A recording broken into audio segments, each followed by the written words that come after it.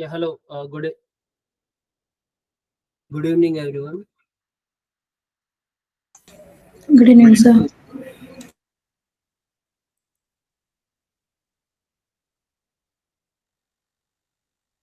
Good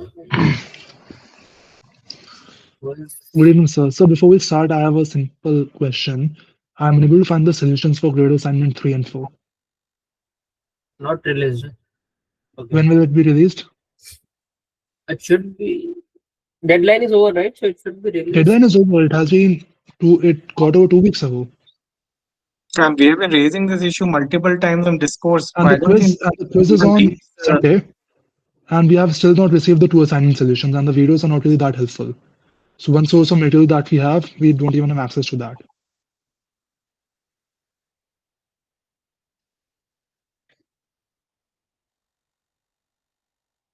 and just to add to that, people on discourse, we are also asking this multiple times, what is the syllabus for quiz 1? Because you introduced a new week 1 content in this semester. Does that mean that the last term's week 4 has now moved to week 5 and will not be coming, like SDG regressor and grid search CV? Will that come in the exam, or what is it like? Uh, no, just week 1 to week 4. Yeah, but then does that mean grid search CV, SDG regressor, etc. They are not coming? The week 5 content in the syllabus I currently will know not bit come. such CV is already there in week 3.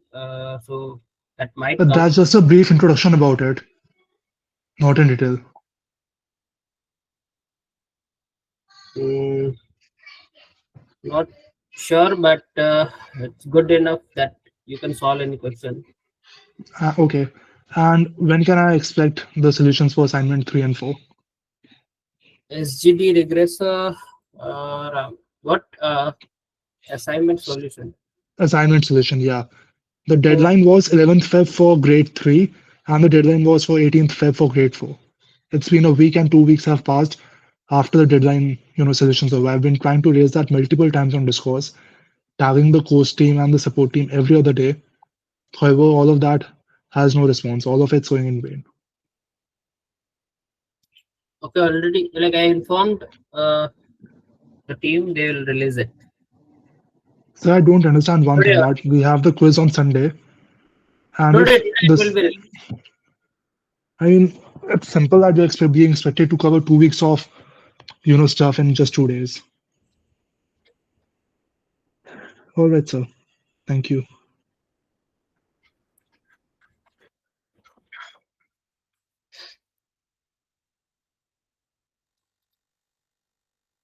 SGD. SGD is week 4, my mistake. SGD is there in week 4, right? Yes, my mistake. Yes, sir. So how do you recommend studying for week 4? For week 4. Yeah, I've been having a hard time to understand the exact concepts. Till week 3, it was somewhat fine. Even live sessions were helpful, but for week 4, I couldn't find the live session that helpful. For week 4, how will okay, so in this week 4, like there are 3 things like linear regression, SGD, I can see baseline model. Uh, how I mean, I don't know how to prepare, but what I can tell you is if you go through the collab, that is like enough. If you are understanding how things working, that is the preparation you can do in this course. Which collab? Collabs which are in this resource from instructor, which are in the video. The video is there. The sir is explaining with some collab. It's there in a resource from instructor. If you Okay. are seeing that, if you know what is in the video, and let's say if you are not able to get from the video, and if you are able to run a collab and able to understand it, that is also enough.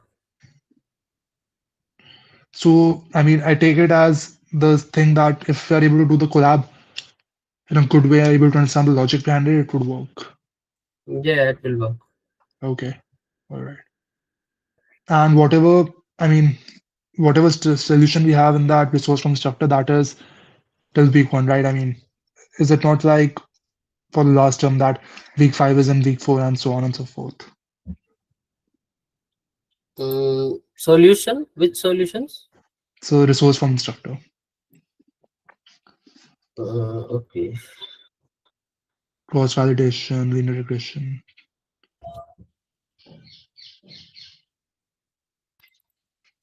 Because inside week 4, I can see it says that MLP week 3 PDF. So that's my confusion. Okay. So inside the folder, the week name is different. Yes, sir. So that's my confusion. That which is it exactly that what are we studying? So I guess name is similar. The topic name will be similar. So if you are able to get it. Okay.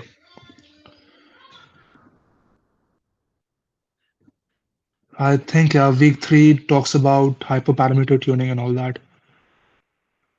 Titanic data set. I mean, something it's fine. Sometimes it is not. That is the thing. Yeah, so it's like this only. Like this course is, I don't know. It's constructed like this. Like you have to, if you are able to understand how works internally and how this code works, then you are able to solve everything. Like OPP quizzes also. Maybe you'll need previous term quizzes like mock. If you solve the mock, you'll get the hang of how questions are going to come. Similar fashion, like questions. Somewhat you have to remember. Somewhat you have to recall. Some things will be logical. Okay, sir. Like, there is no particular format like because there is no concept. No, like in mathematics there is some concept. There's no concept in this. It's just the application of the code, right? The Right, code. sir. So So what is the agenda for today's discussion? Are we going to go through the previous two question papers or? previous question papers that we can do. Okay. What But is your plan, sir? What are you Yes, sir. I planning mean, to what do? is your plan? I'm not suggesting anything. I'm asking that what is the agenda? How is it designed? I was about to explain how any pre-processing works and all the steps in pre-processing, like a regular session, because it's same as that.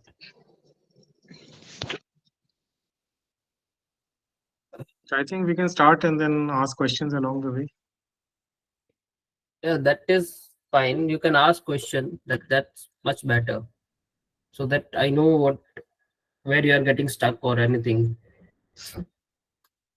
But So I if mean, it's possible that you can teach it from the perspective that whatever you think is important for the quiz and the way it should be followed, the pattern it should be followed, you can start with that. If we go, I mean, by everyone's different opinions, that would make it more of a confusion. Whatever you feel right, you teach in that way. okay.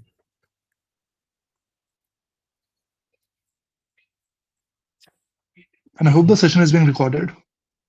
I'm not sure It is, about it. it's streaming. Yeah. Okay, sir. All right. So I have a question. Like for the quiz 1, are we expected to do any calculations, like for like the standard scalar and all? Will they ask us to calculate the values for that? Or, Yes. You are expected to calculate that, but okay. it won't be too huge. Like something you require a computer, not that huge. Some level that you can do calculate with pen and paper, something like that. And they'll provide us with all the data for the calculation. Yes, data will be provided. Oh, Otherwise, okay. yeah, this question, how will question work? Yeah. Okay, so it's like week 1 to week 4. Okay. So week 1 is pandas,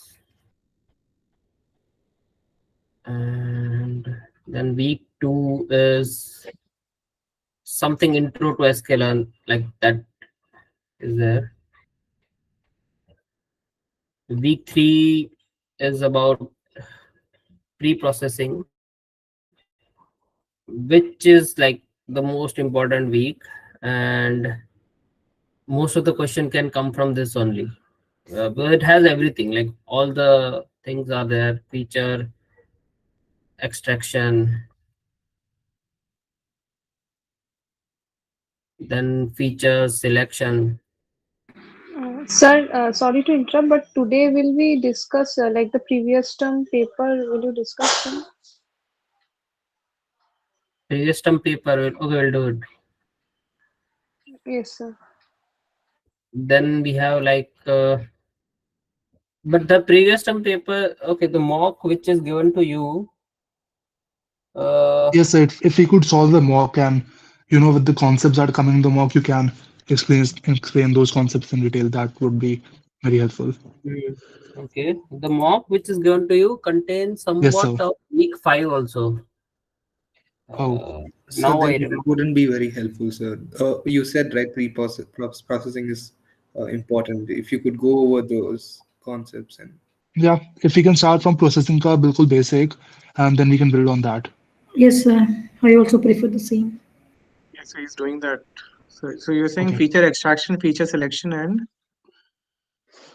And okay, what is there in Pipeline and column transformer.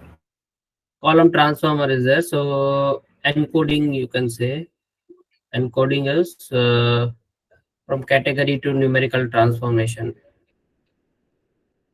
To like if you right, so this is encoding is there. Then in pre-processing we have, what else we have? Like how to impute null values or remove null values. So data cleaning part is there. Scaling is there.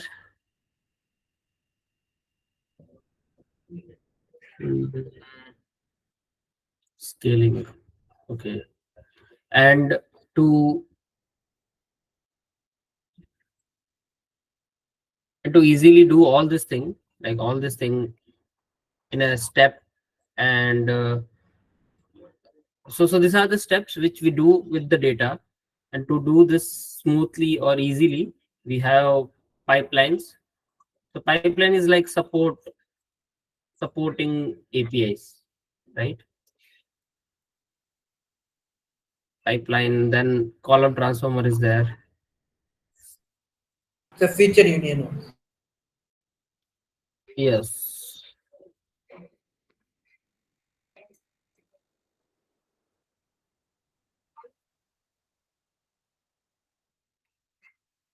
Also feature union is there. Okay. Feature union is there, and is there anything else? Not much, but this all are there to help doing this pre-processing part. This all thing can be done through this. Right?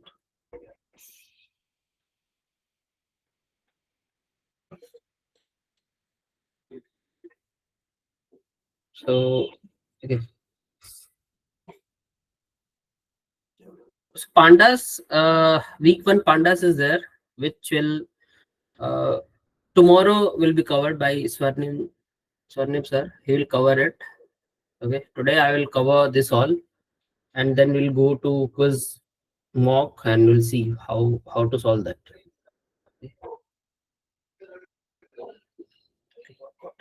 Yeah.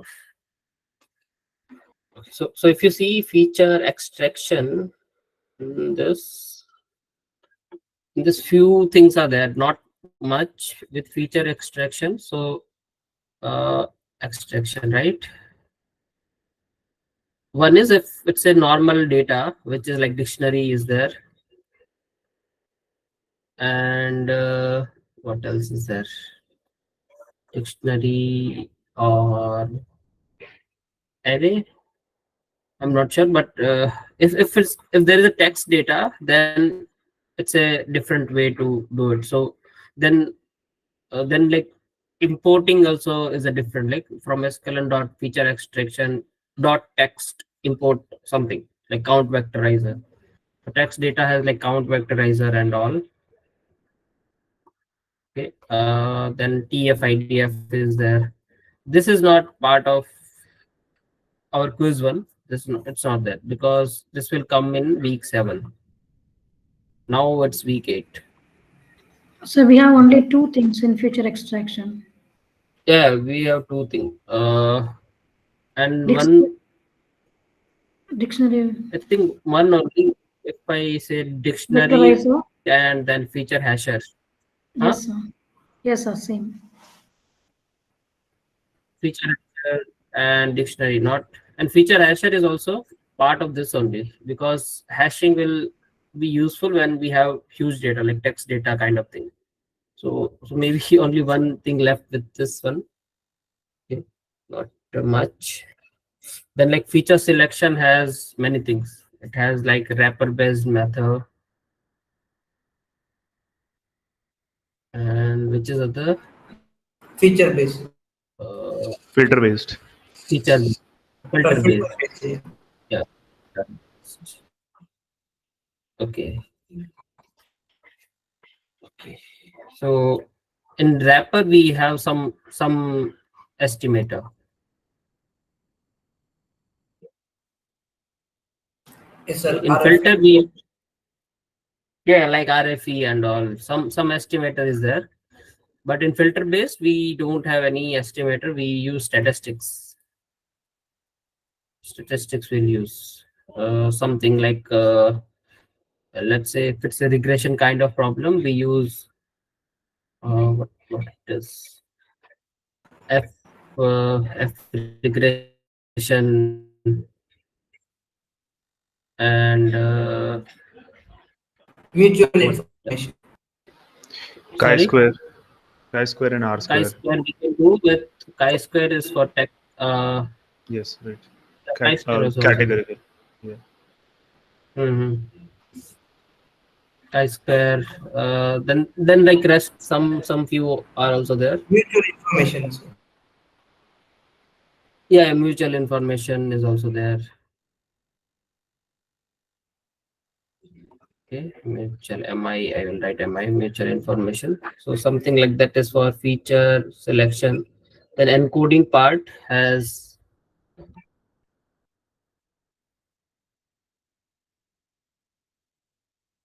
encoding part has something like one hot encoder, okay, ordinal,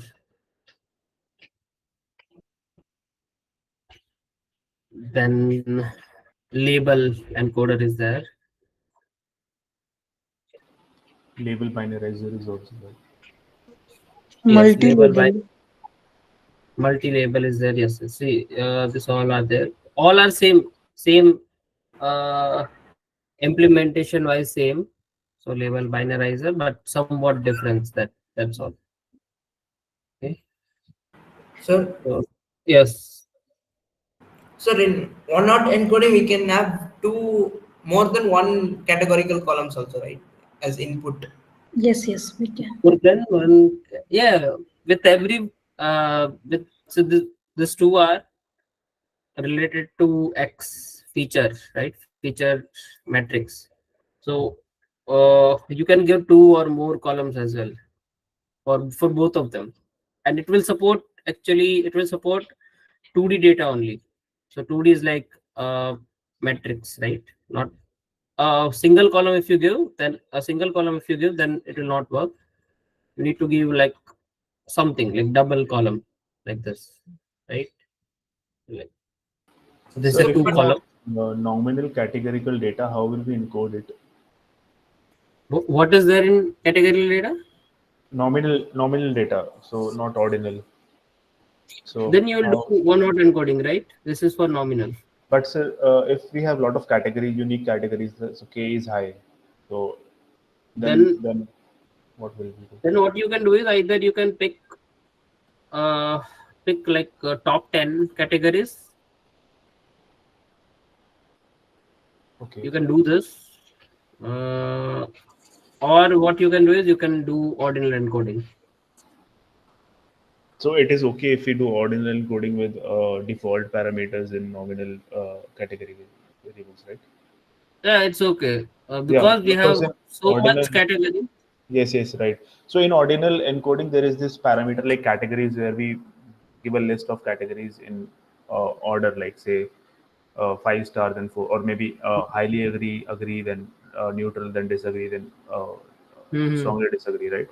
So if we Mm-hmm. don't pass that category parameter, then it will do at random or in alphabetical order, right? Yes, yes. So can we use ordinal encoding without that parameter for nominal categories? For nominal, without The actually, categories let's parameter. say if we have huge categories and you apply this ordinal encoding on this, the Mhm. nominal data, you apply ordinal encoding, then uh, actually it doesn't matter what for in which uh, order they come up, right? Anything will work because our goal is the final goal is we want to estimate the function, right? Class. So Yes. this f of x is what our goal is, and so this is our target, right? Right. How to create this is the task. So if we have very huge number of columns, then that is like a dimensionality problem. We have huge dimension, and the prediction will be able to make, or the model creation itself will be very tough, like, or not possible kind of thing, hard. Right. It will become hard problem to make it a little bit easier. What we do is we will not create this much column, we'll just let it be there, so that maybe it will be able to predict it at least. Okay, but won't it confuse the ML? So in demonstrations, are told that we cannot use ordinal encoding for nominal data because it Hmm. puts some inherent order in the data Hmm. while there is none present. So ML model will get Yes, confused and it will give wrong results. So if correct, there is a, correct. So it will give wrong result. Everything is there, but it's better uh, than nothing, right? you are, Something like that. yeah, it's better than this one. You are giving me a choice, a hard choice, that what will I do if I have very high categories, very huge number of categories? What will I do? See, if it's a deep learning problem, that's a different case. I'm No, just talking about only machine learning. machine learning. Yeah, right. Yeah, okay. So for deep learning part, we don't do this. Then we let it be because we Okay. have huge data as well. So if there is a question like, can we use ordinal encoding with nominal data, so nominal categorical data? So what should I answer, true or false? Uh, Actually, false. You will write. You should not, because this we are only bound to this course only, and Yeah. for this course we'll be using ML only, machine learning, and the problem is also something like that. Yeah, actually, I got confused because in the lecture, uh, the example which has been given is a male female, which is nominal data only. And Okay. in the documentation also for ordinal encoder, they have used nominal data only while while documenting Mhm. the encoder. So is it correct or is it incorrect? I mean, at this point, I'm very confused. So Okay. So, like, if if it's a plain answer, like, do we apply? Can we apply norm one hot encoder? ordinal No, no, encoder. ordinal encoder on nominal data. If Yes. it's just that, just this, nothing else is given. Anything about nominal data, what kind of it is, how large it is, then just say No. false. No, we can't. But if even though you want to apply it, ordinal encoding, some conditions should be there, right? That we have high this, then we applied, but like naturally you don't. So what is Naturally, nominal data? nominal means there is no order. No order is like, let's say Male, female, non-binary. male, Uh, female is there. for Okay. nominal data, we use maybe one hot encoding. Yes. Yes, we But use one for hot ordinal encoding. encoding, do we use ordinal data only? So Yes. like there is a rating like very good, good, bad. So it Hmm. is ordinal data. So we can use um, Ordinal encoder. Yes. ordinal encoder. But if we have data like male, female, or something else, then it will Hmm. give priority to one particular category, which is not correct, right? Yes, yes, this is not correct. It's not correct. Yes.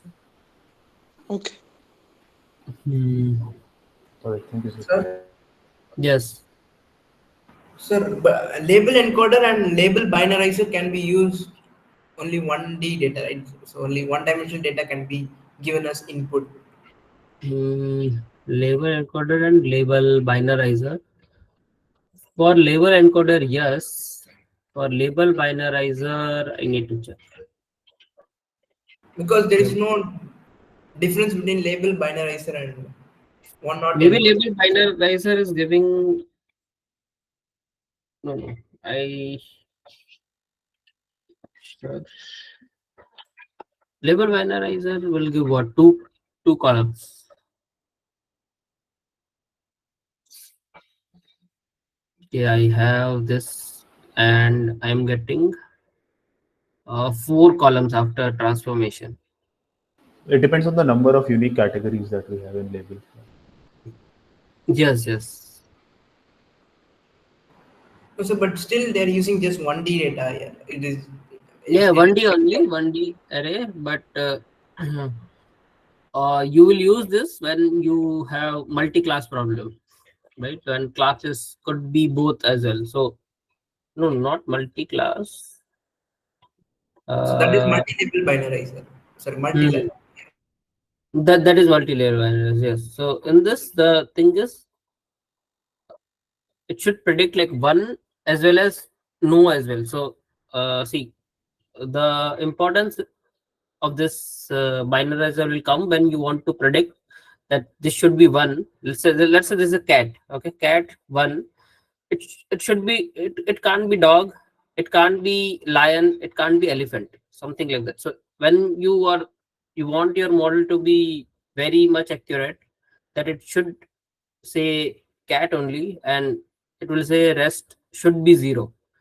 That's where you will use label binarizer. So it's not that much important problem wise, because very few problems are there which are very which are which require this much level of accuracy.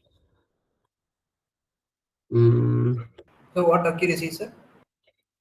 that that it should be correct 100%, like something like that. So it's not like how we train a regular model is.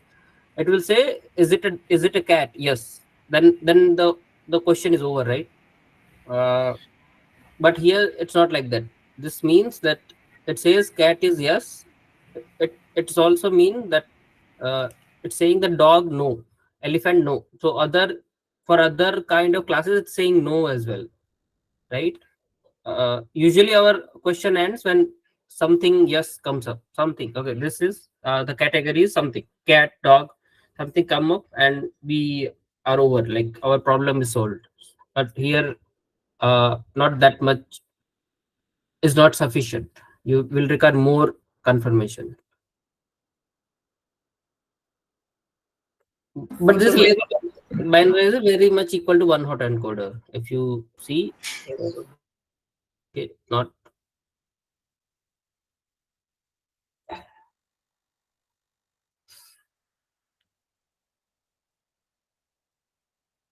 Hmm.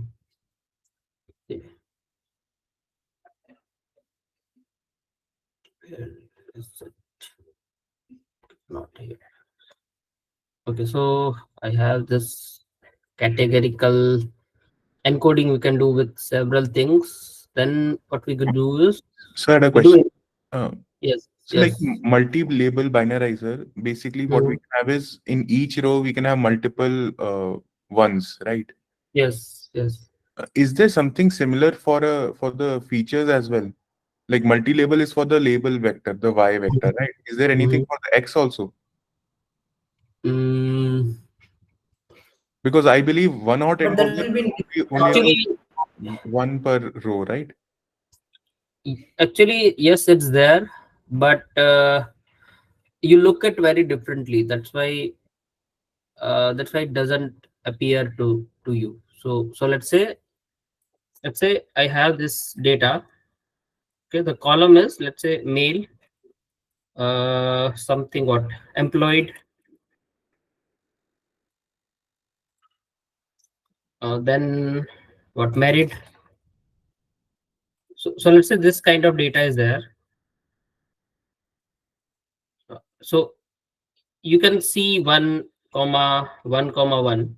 You can see 1, 0, 0.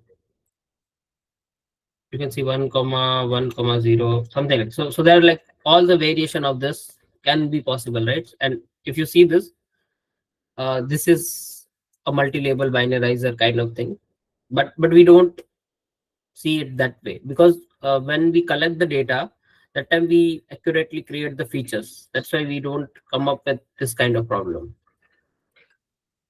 Okay, or at least understood. never seen.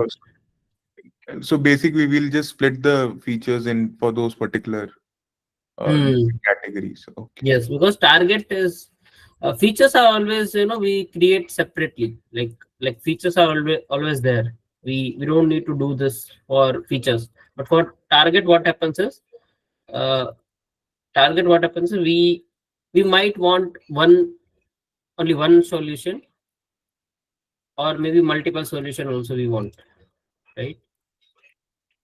Multiple solution. Well, let's say one solution can be, how is the movie, maybe good or bad. Okay, that is like one solution.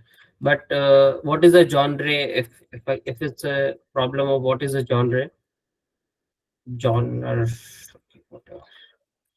what is genre, then it might be horror with what, adventure possible, something something like this. So because the question is different, the solution is also changing. So it depends on what kind of target question you have. Depending on that, you need to create the label matrix. Understood, sir. Thank you, sir. Okay. Now we are at imputing. So in imputing, there are two types. One is simple imputer. Okay, and another is KNN. So imputers are mostly used to, fill the missing values, right? I mean, if you Yes, ask the primary function, so that is it. yes. That's all we will do, because we Okay. don't want to So, distort so much data, right? right. We just want So, to impute where null values are there. Yes. right. So is it possible that if we have a huge data set and let's Hmm. say, I mean, I'm talking about millions and let's say Yes. 5% or 10% of the data is missing. So is it possible that we can simply remove that part of the data? Yes, you can. You can Okay. remove that. That All is right, sir. actually much better choice when we have huge Yeah, data. right, When we have small data set like 10,000, 20,000, that is right, small data set. That time we right, do imputation. right. So, and that's again, those are techniques that we discussed in the videos. That's it. Correct. All right, sir. And this is also, I guess, not part of this quiz at least, because after KNN this is covered, and Hmm. but before that, scaling is there. I think Scaling KNN is not you part, can right? do standard scaling. Yeah, KNN is not a part. Okay. So standard scalar is there. Then we have min max scalar. Min max, right? This is very hard. Then we have max absolute, something like that. Max absolute scalar is there.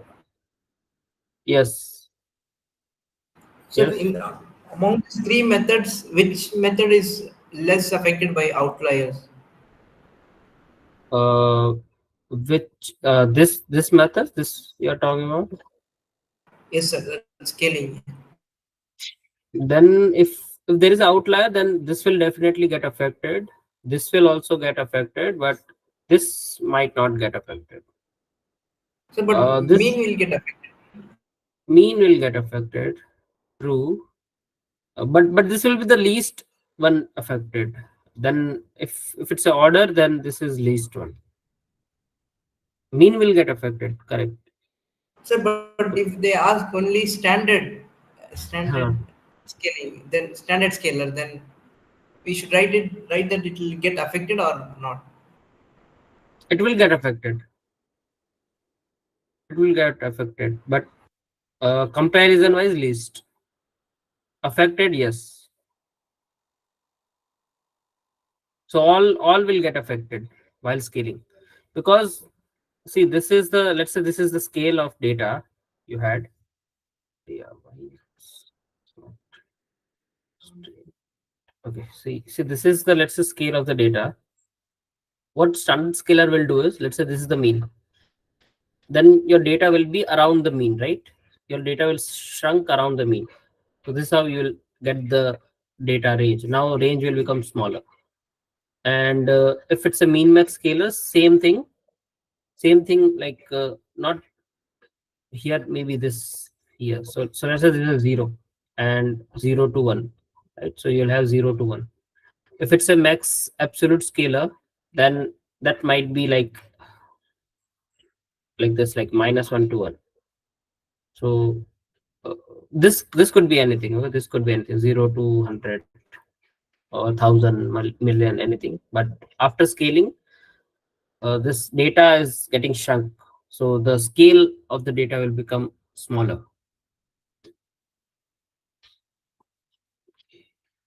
This. Sir, when we say standardize the data and normalize the data, so which scalars are we talking about? So standardization is standard scalar, right? This is standard scalar. This is normalization. Min max. Okay. Yes. Mean max is normalized. Because you'll understand, let's say I have color data, so color are represented with 0 to 255. This is how color being represented. So let's say RGB I want to represent with something, then what you will have is something like R is maybe 200, G is 150, and then this is something, anything, let's say 225.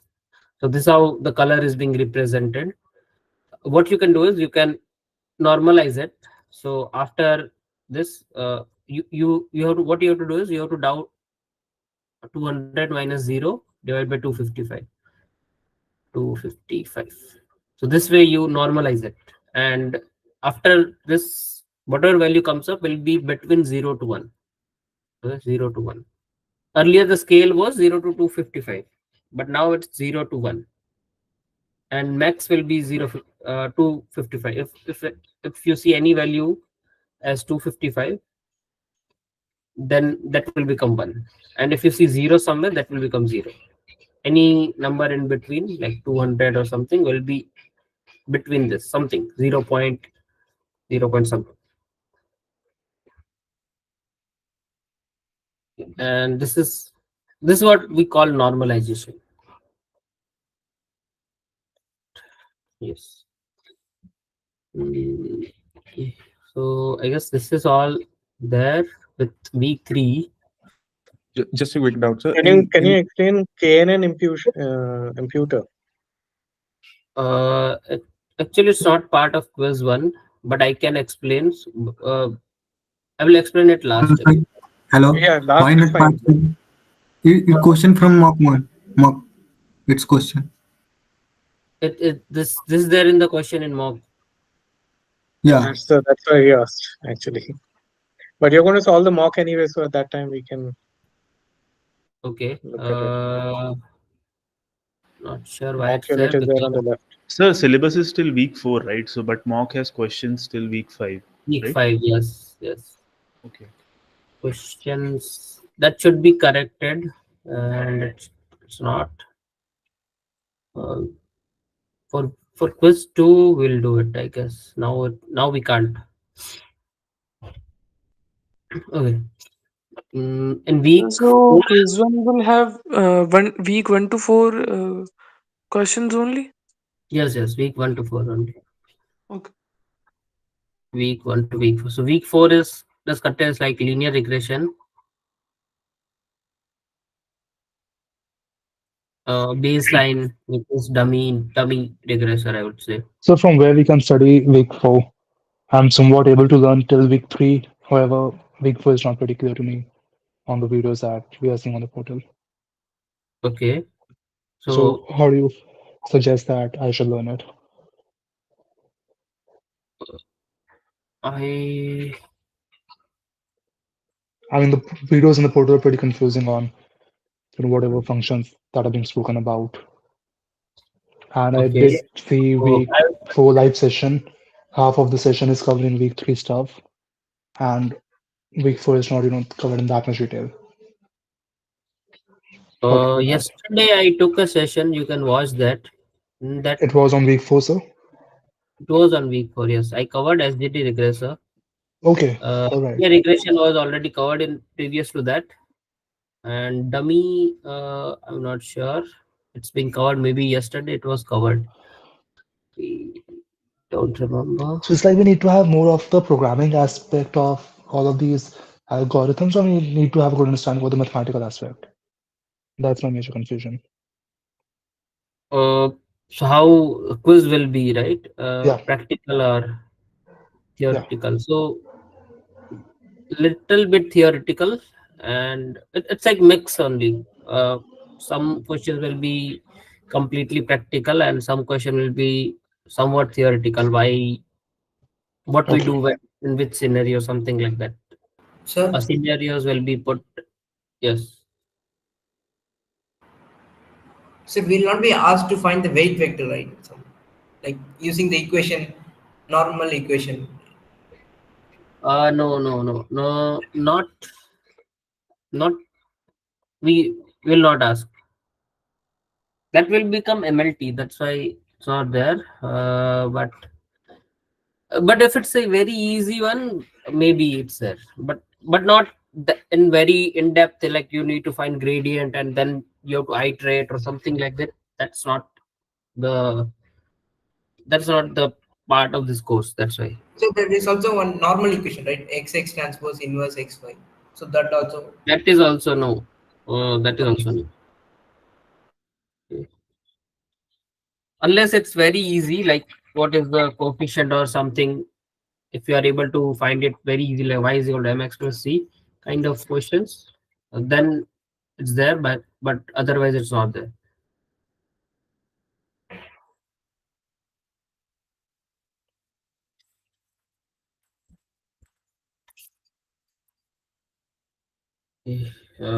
So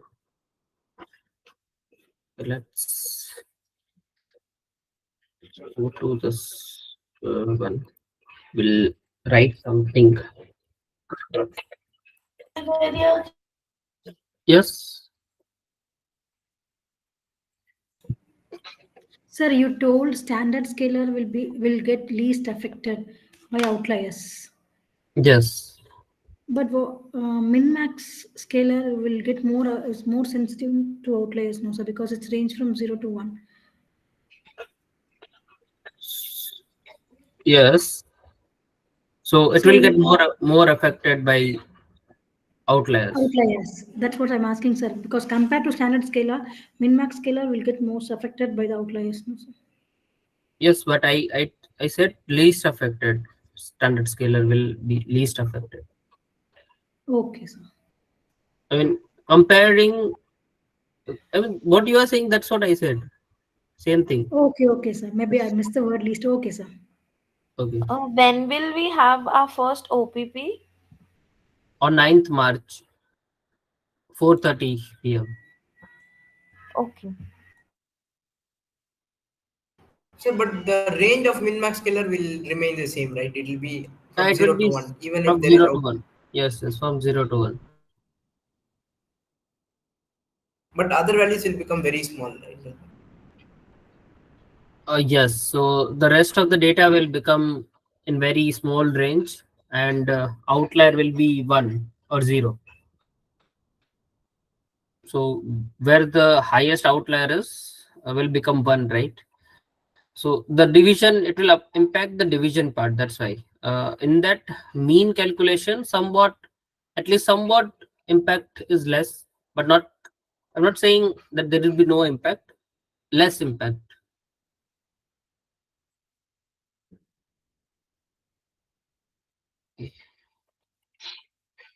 Or see, mostly what we'll ask is from this API only, like SQL and this, you can read this here, like whatever there, and then I don't think that there will be anything which will be, you know, out of scope, which you can't solve. Feature extraction.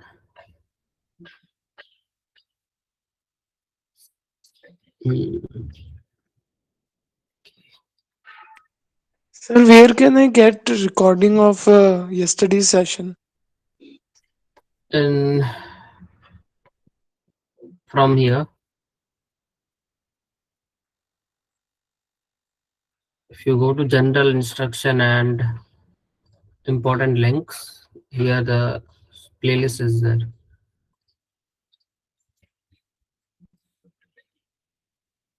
Sir, OPP is on 9th March or 10th March? Because 9th March. Okay, earlier But date. in calendar, it's mentioned 10th March. Yeah. Okay, some changes are there then, because I was informed that it's on 9th March. Which calendar? This calendar.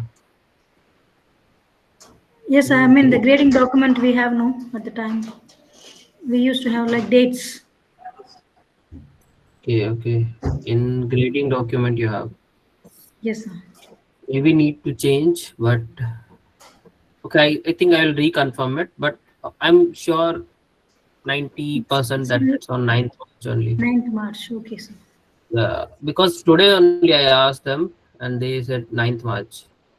Whoever, you know, do this, when to have what. So here you will have the session link yesterday.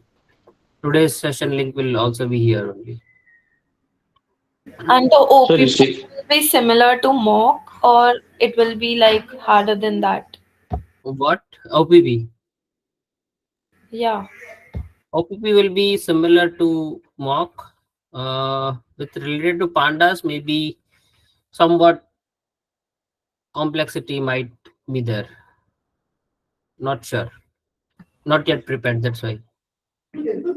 Also in the OPP, will the documentation be allowed or not? One SKLN document is there which will be allowed. And what about the pandas documentation? It's not there and it's not allowed as well. I mean, in collab, we will not be able to use a question mark documentation, or we will be. You can do that. You can do anything with collab. So in collab, the question mark will give the documentation that is allowed. That is allowed. Okay. Even suggestions are allowed. Any Okay. suggestions appears, that is allowed. Anything is allowed in collab. You can do it. All right. Thank you. Sir, do I need to check my laptop for compatibility with the OPV? No, I don't think so. If you have the Chrome browser, then that is only required. Oh, great. And camera. Oh, okay. Okay, thanks. Sir, earlier it was told OPP will be done in multiple 2 slots. Is there any slot registration or slot booking that will be open for OPP? No, I don't think there will be any slot. You all will have one slot only. Sir, Okay, thank you very much. Sir, can we use Jupyter notebooks instead of collab? No, you can't use. You need to use collab only. So collab will be given to you from our side, and the access will be cut off after exam will end. Okay, sir. Sir, can we discuss some PYQ questions today for quiz 1? PY? Okay. PYQ, Previous. yeah. Okay, I think solving mock is much better than what is that? Load to load digit data set from sklearn. Which of the following is correct? Which is load digits. Yes, third option. Third one, because there is I mean, this is there is no logic in this. It's just if you remember, you can solve it.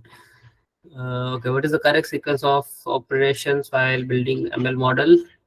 Train model, no. Choose model, then train. Okay. Prediction, evaluate, parameter tuning. Okay, so after training only you can predict, but evaluation. Sir, B. Prediction is here. So train model, then choose model. So that's why this is wrong. Choose model, then train model. Okay, evaluate it, parameter tune it, then do the prediction. Then do the prediction. So parameter tuning should be before evaluate, right? Parameter tuning before evaluate. I'm not sure, because the evaluation will evaluate the model. Model evaluation. This is talking about model evaluation. So model is trained, will evaluate the model. Then do parameter tuning, and maybe we'll again evaluate it, that how good it is. So to evaluate a model, we need predictions. Yes, to evaluate a model, we need predictions. So But this is prediction on test set after all the evaluation and model tuning. On test set, train set as well. But we need prediction to evaluate that how good it is. So that we know how far train and test scores are, right? So is it underfitting, overfitting? That is evaluation part. Underfitting, overfitting. For that we require prediction, and then we evaluate. Then we can do hyperparameter tuning, and then again re-evaluate. So re-evaluation will be after hyperparameter. So that's why this B could be answer.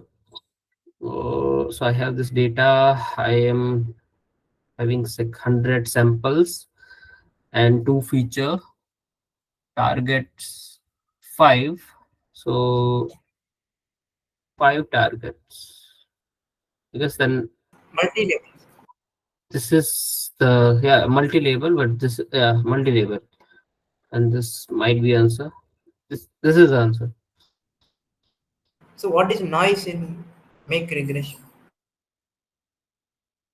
Make regression what? Noise. Which one? Noise. So if you want your data to be noisy or not, so if you add some noise, you will have it's from some other out of distribution data points. It's the same noise from MLP. In MLT, we had noise, the same thing. If you plot this, you will see some noise in the data. Okay. Okay. So now this KNN impeller is there, and M neighbors are 2. So, okay, this is quiz 1 mock 1. 1 2 3 4 3 4 3 2 6 4 8 8 7. I know how to do this. Should I tell you or no? Yes, sir, if you tell, we will cross check whether we are doing it right. Then we'll compute median or mean. So, but it's coming in is this part of the quiz, sir? No, KNN impeller is not part of quiz. So then we can skip it, sir. Okay. But to give you a hint, what you have to do is how you compute the distance, right? The distance you have to compute. Yeah, Euclidean distance you have to compute between each points. Okay, so 1, then this rest of the 3 you have to compute. Then likewise, then you will. Could you just solve it? It would hardly take what, 3 minutes max, at least for completeness. Yes, sir. There is some discrepancy in the formula also, sir. In the lecture and the slides. In lecture and slides, some discrepancy. That for distance calculation, there some weight is added in the Okay, slide. okay. I know what.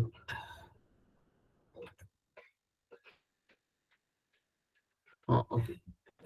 So this is the problem.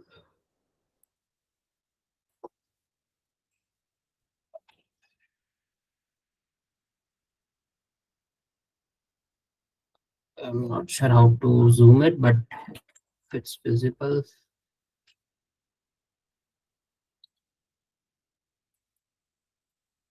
Okay.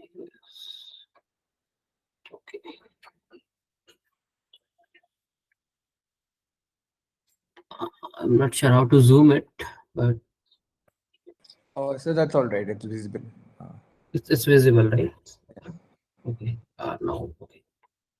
So what you have to do is, if you have to write like, so x is like 1 2, then nothing is there. 3 4 3, nothing. 6 and 5, then 8 8 7, right? So let's say for this I want to compute the distance. Then what happens is, like, here I don't have anything, right? So I can't compute distance with this dimension, this whatever x is it is. So I can do with this two only.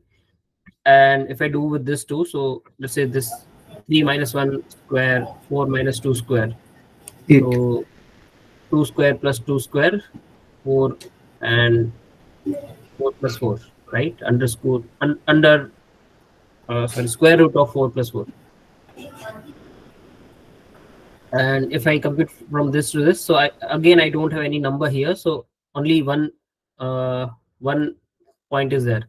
6 minus 2, which is 4. 4 square is 16, under root of that is 4, so I'll have 4 only. Then from this to this one will be, I guess that is highest, right? Highest distance, like 7 plus 7 square plus 6 square under root. So this is how distance for the first point. Do I need to compute for all? Do I need to compute for all? Okay, I'm doing transform and it's asking what will be the null. Okay, so how this null value will get imputed, right? So for this point I need to compute, and for this point I need to compute. Rest I am not imputing anything, so it will be similar, right? After transformation. Okay, so what will come here is which are nearer to. This is not clearly not nearer, because this will become 49 plus 36 under root. This is already 4. This is this, and this will be what, 4 root 2. 8 is 2 root 2. 2 root 2, right? 2 root 2. So 2 root 2 and 4 will be nearer than this one. So this 2 will be nearer distance. So distance wise, I know that this point and this point are nearer. So I need to impute this one. What I'll do is 3 plus 5 divided by 2, which will be 4. So here 4 will come.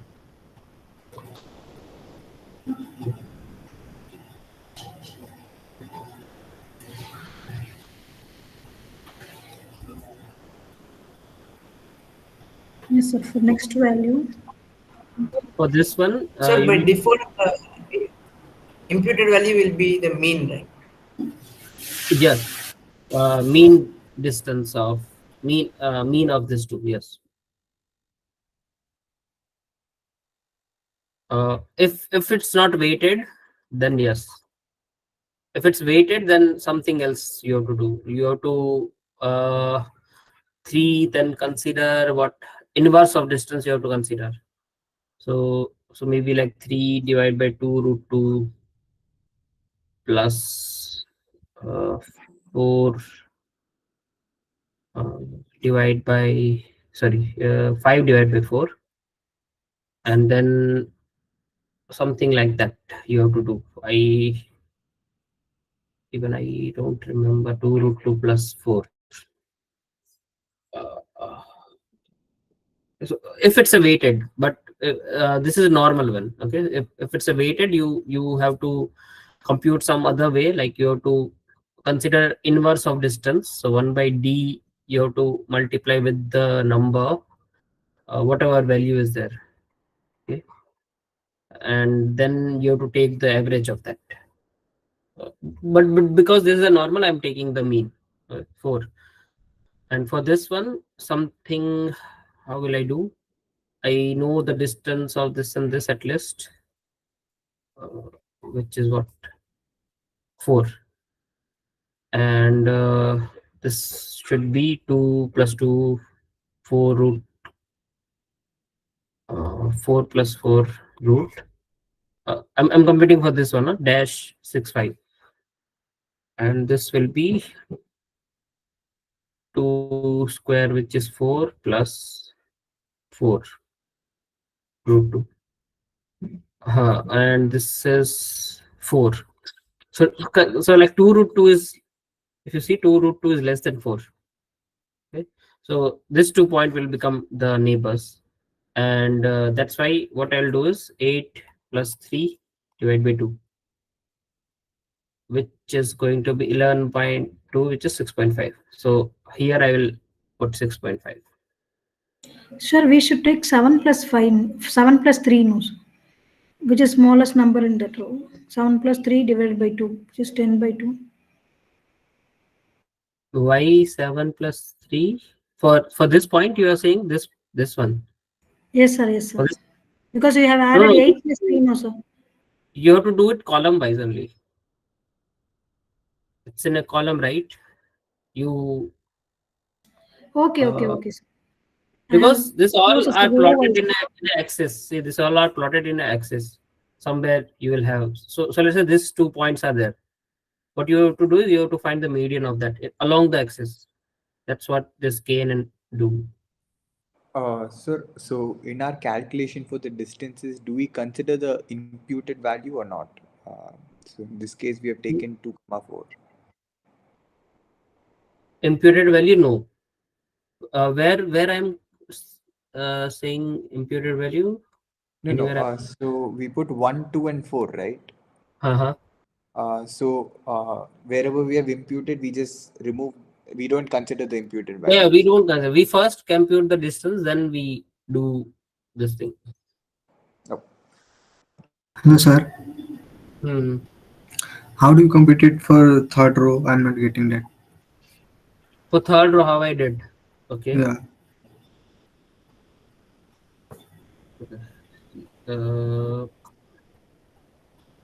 I have data 1, 2, nothing.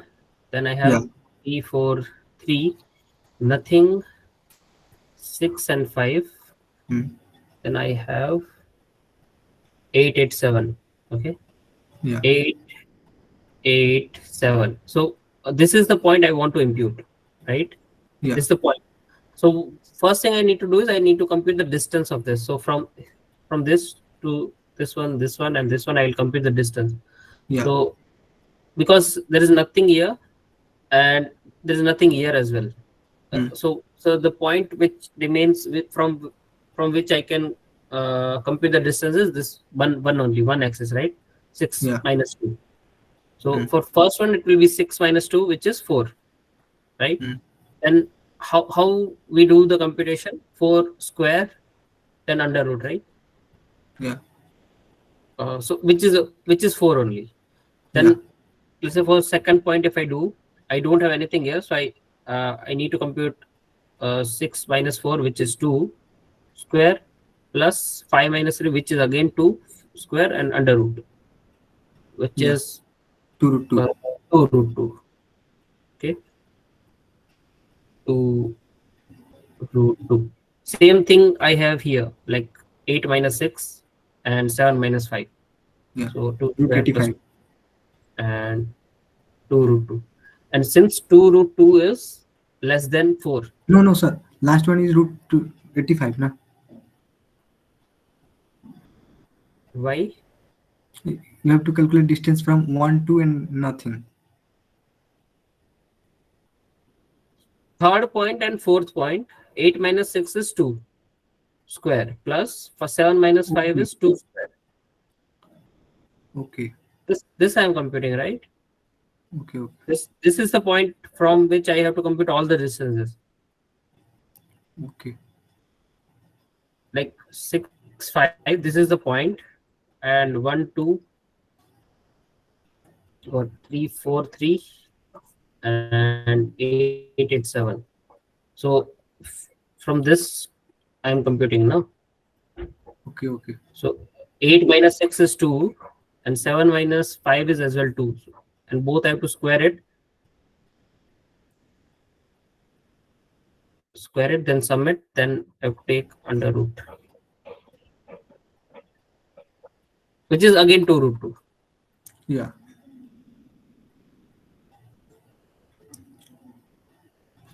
Okay. And because 2 root 2 is less than 4, I'm taking this 2 only point. This 2 point I will take. And Okay, that's how I will compute dash value. So 3 plus 8 divided by 2, which is 11 by 2, which is 6.5.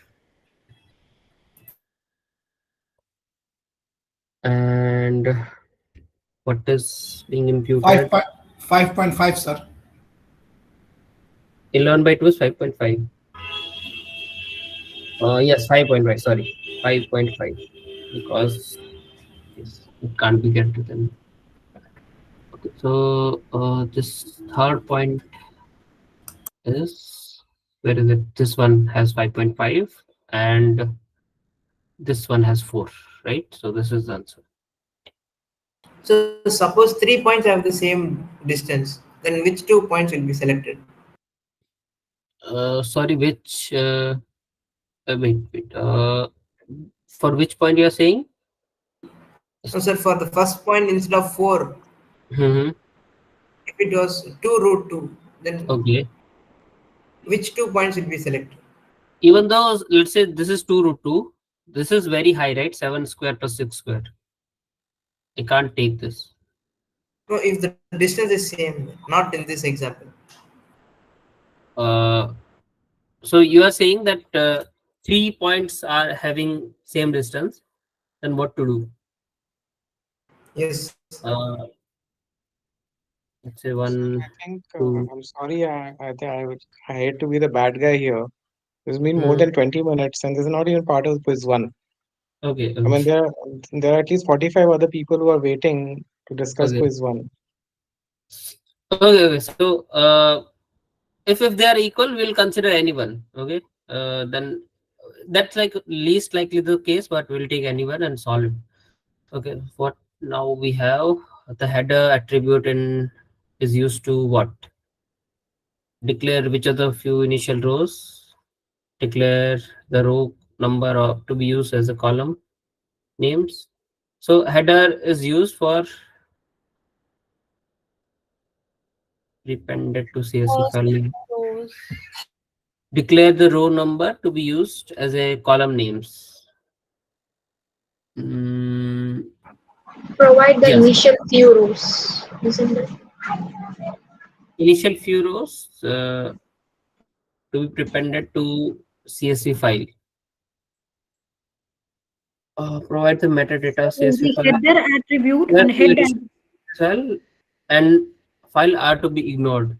Yeah. So we'll ignore this, right? Declare which of the few initial rows of CSV file which are to be ignored. So header is like the column names, and we can remove first anything like 2, 3. We can remove. In Excel we give names and all, but in data we don't want that. This is different from head function, right? Yeah, Pandas. head is like giving first 5 rows. Header is when we read the CSV does contain header, right? Header is like the name of the column. Feature names. Yeah. Feature names, yeah. So sometimes it doesn't also have feature names, just the data. So if you have the feature names, then you can declare that this is the feature name. and don't consider it as a data. Okay, so to give the heading of each column. Yes. Explicitly provide the column names. Columns. I mean, this is just recall. I can recall it, and that's why I'm saying this. Okay. Which of the following statements are true? RFE use estimator, correct. So this is correct, right? We use estimator to remove features. Sequential feature selection performs feature selection by selecting or deselecting features one by one in a greedy manner. This is also true. PC is a non-linear dimensionality reduction technique, which is also true. The purpose pipeline is to assemble several steps No, that can. actually, use kernels to make non-linear dimensions as linear.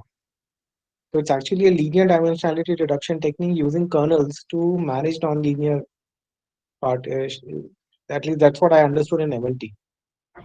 PCA. Yeah, PCA does only linear dimensionality reduction, and for non-linear data, you have to use kernels, which converts it to linear in a higher dimension. Okay, that might be true. PCA is a linear technique, right? Yeah, that's what it is. Yeah, PCA is linear, right? Yeah. PCA. Different principal components along one direction, which are linear. Linear dimension. Yeah, it's actually linear dimensionality reduction using SVD. My bad. This is wrong. The purpose of pipeline is to assemble several steps that can be cross-linked. Mute. Hello. Christian, can you go on?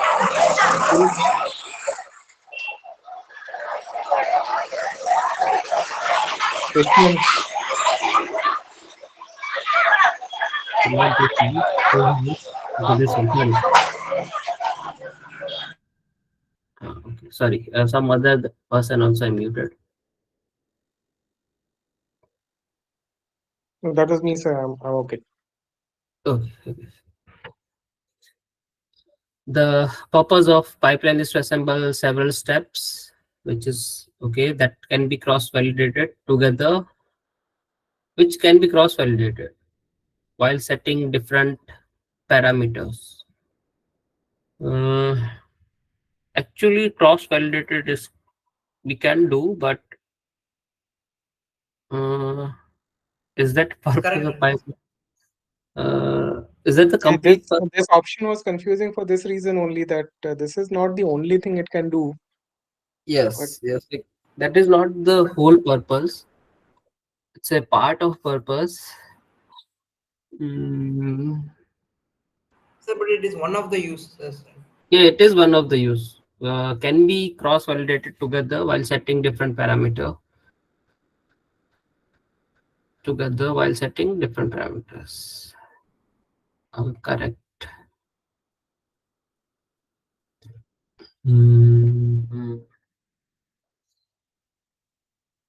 I mean, the statement itself is correct, but the one of the purpose of pipeline, if I read like that, to assemble several steps that can be cross-validated together while setting different parameters.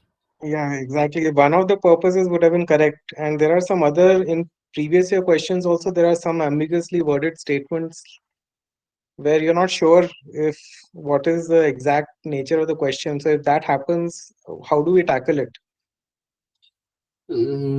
Not sure how to tackle that, because the ambiguity will remain. So this course, I know. No, the See, ambiguity is in the English, not in the understanding of the question. I mean, I already know that that is not the only purpose, but the question is not worded that way.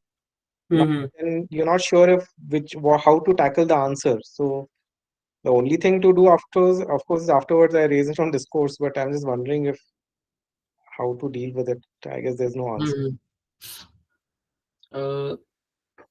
Okay, I don't have any answer for that. Like, how do we tackle if some ambiguity is there?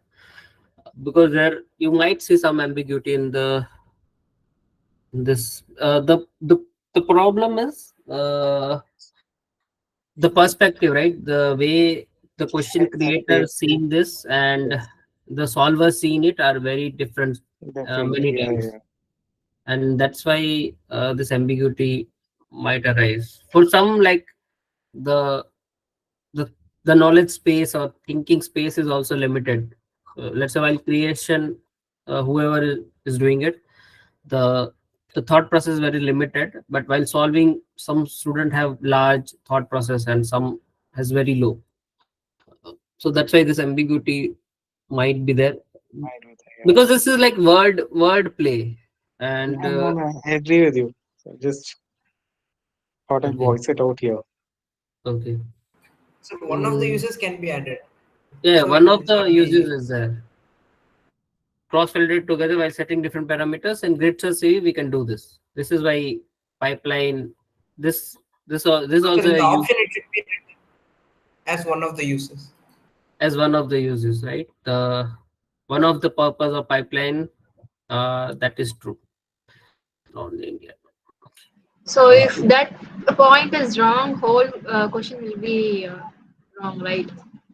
If we select that one and if it is wrong, so whole thing will be wrong. Yes, for MSQ, it's like that. Yes. But let's say if some ambiguity is there, then we can actually what we do is we let both of them answer right. So if somebody has not selected this, that is also correct, and if somebody selected, that is also correct. So that the midway is that.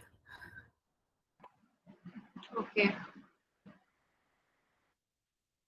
With the sklearn pre-processing import function transformer, this is just like what we are doing is log. We are applying log of that, but you should know that this is np.log1 function is what does it do. This question, like this kind of question, not there in this quiz. Like some random function is there which you have to remember. Not like that. What you will come across is some functions from sklearn only, not numpy or some from pandas you might expect, which are covered in session and all. Otherwise we are not expecting any function that you should know. The pre-knowledge of any function like this log1 p, how does it work, not needed. Okay, but what you have to do is very simple, right? You have to apply the log on this x and you'll have the output. It is log of 1 plus x, I think. 1 plus xi. Yes, okay.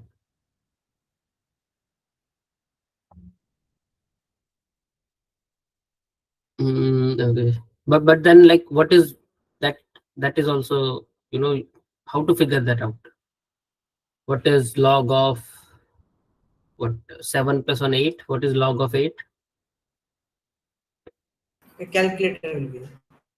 Calculator. Okay, calculator is there.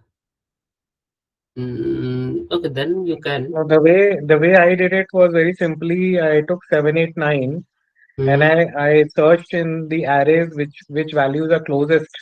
So the last option, you will see that the three values of 7, 8, 9 representing 7, 8, 9 are closest to each other, and that made it easy to select the option. Right, because here in the first one you will see that 7 is 2.079 and 8 is 0.19. That's not possible. That option is gone. In the second option, you see 2, and then it jumps straight to 7 and then goes back to 2. For 7, 8, 9, that's not possible.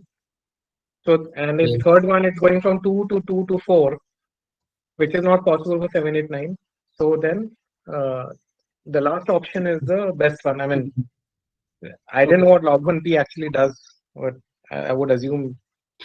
Like that's true. Like what we do outside of exam is different than what we do while giving the exam. There is so much pressure to like talk like that, but But that's a good trick.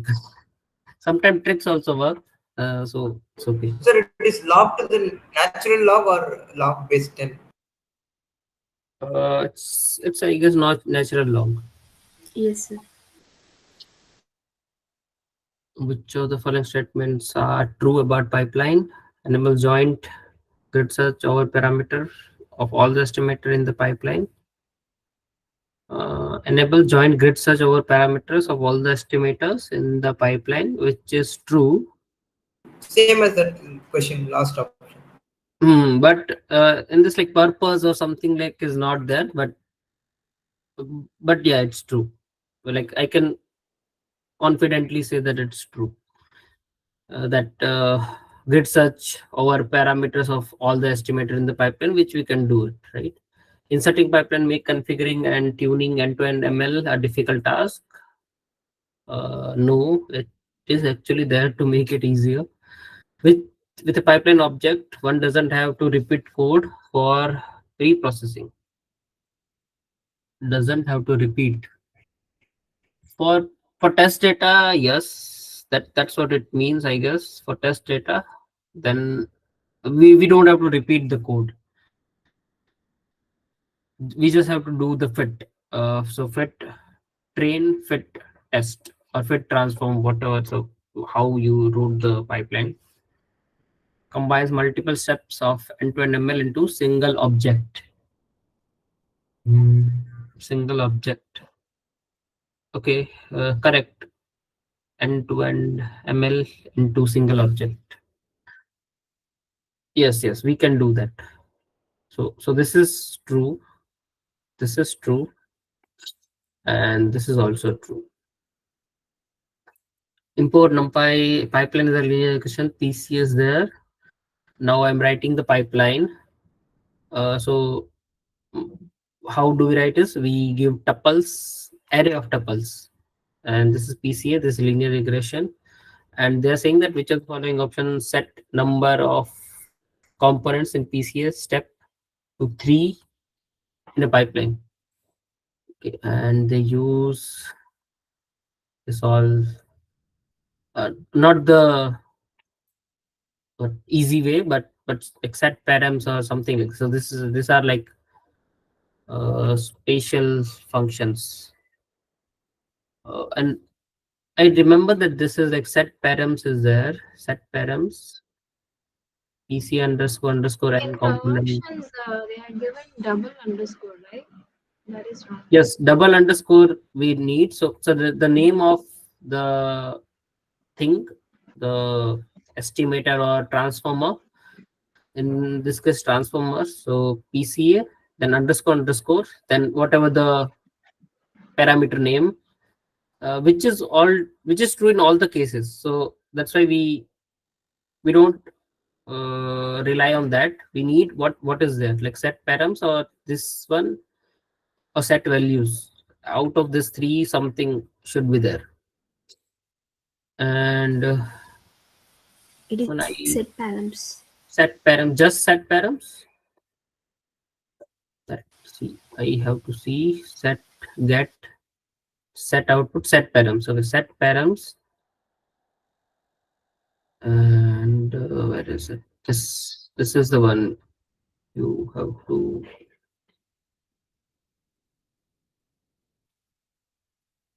Method works on simple estimator as well as on nested objects as well as the letter have. So that it's possible to update each component of it. What we is much better that we run this.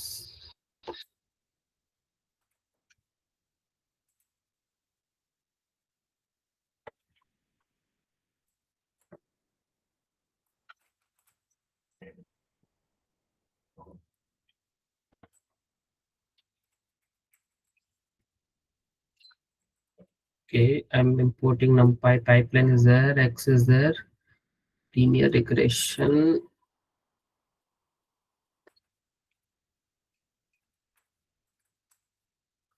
So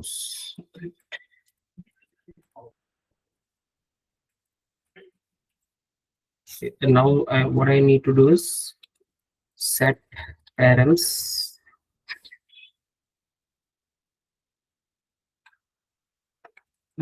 which is not. I think it should be pipe dot set params. And As far as then my understanding goes, sir, if you have an independent function, it will not start with a small character, I think. what? When it will not start with small character? If it's an independent function, like if set params were without the pipe in front of it, it will not start with a small character, I think. At least that's been my observation. No documentation, just saying. At least that's what I've observed. Now it's so like this, it's working. Now PC has n component 3. Here it was 2. Yes. So this is what you have to do. Pipe dot set params, right? Just set params will not work.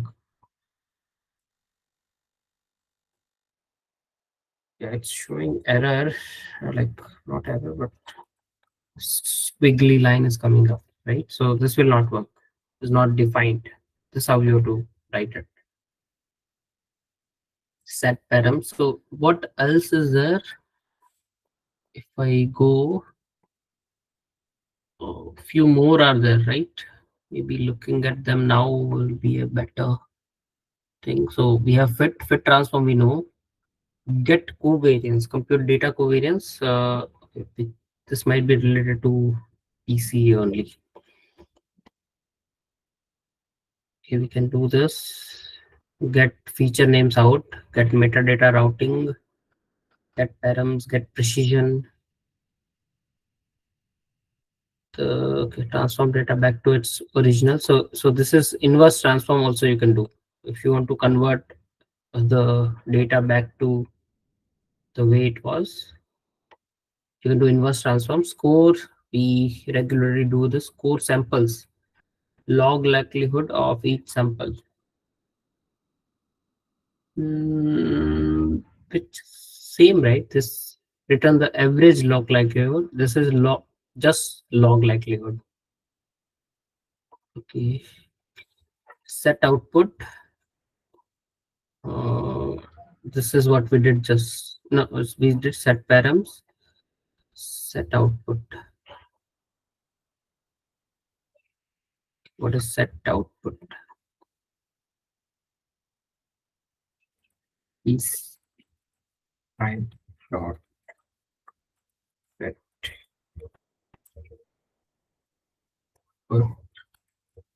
not sure what. But this is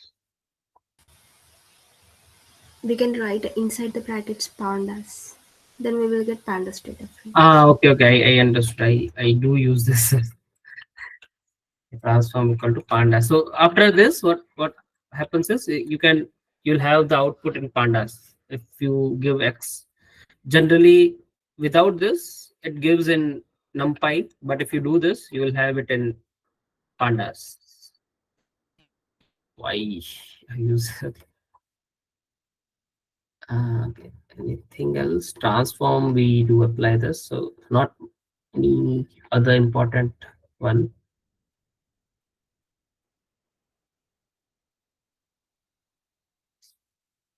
Precision. Okay. So this will be the correct answer. Set params. Okay, I have this data. I'm using dictionary vectorizer and get feature names out. Feature names out is city and temperature, right? These are the feature names.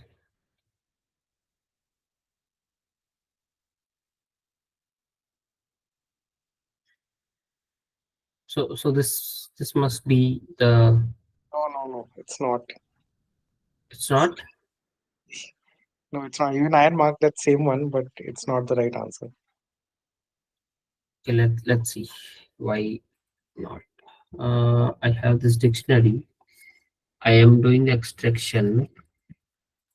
Get feature names out.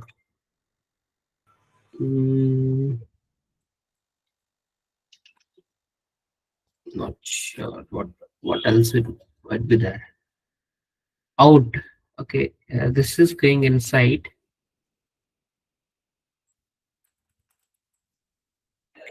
What I'll do is I'll see first. What is this? The thing is, it treats strings and numbers in different ways. So if you have numbers, it will not create. So if you do get feature out, we'll see what I'm saying. Yeah,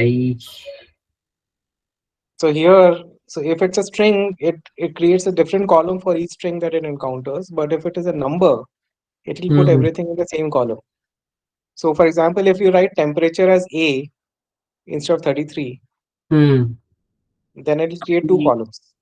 I understood your point. So for each each type of city, it's creating a different column. Each string, Basically, if you put a number for a city, it will not do that. I understand like what this is doing is this is like kind of one hot encoder. One hot encoder like thing it is doing. So these questions would be really difficult in the exam, right? We would go with the first option because it seems very likely. Knowing the exact output would be really difficult to do it. Actually, this is the main difference between one hot encoder and Dick factorizer is that it treats strings separately. It's So also we need city and temperature, right? so let's say if I have again Chennai, so what will happen is it will give one to reduce this one column, right? Then see I have reduce one column. Yes. So I have like kind of one hot encoder only. Sir, Not but for actually in one hot feature name encoder, means the temperature, the 33, 18, and 12 would have three different columns. Yes, Here yes, it is yes. not the case. Yes, here it's not. For this, only one hot encoder for string data. Yeah, so, but if you make 33, 18, and 12 as strings, then it will have three different columns here. Correct. Because then it will be treated as different columns. I think this is very clearly given in the documentation for Dick pricing. Okay. The categorical columns are one hot encoded. Yeah, so this is the okay. So it's being taken from here only, I guess. Same thing, just names are Indian city names. Sir, but generally feature name means is a column name. In the following cities category, by temperature is a traditional numerical. Sorry, what? Some. No, sir. Usually we learned like that. No feature name means it's a column name. Even in the data frame also, if we get columns, then we will get. Yes. That's what So is great confusion. So also, what is this two array doing here? it's converting it to array. So if it's a okay, maybe it's a sparse matrix that is there. Yes. So since it's a sparse, you need to convert it to array, right? So that you can see it. That's why we use to array to convert it to not sparse matrix. Data frame measurements.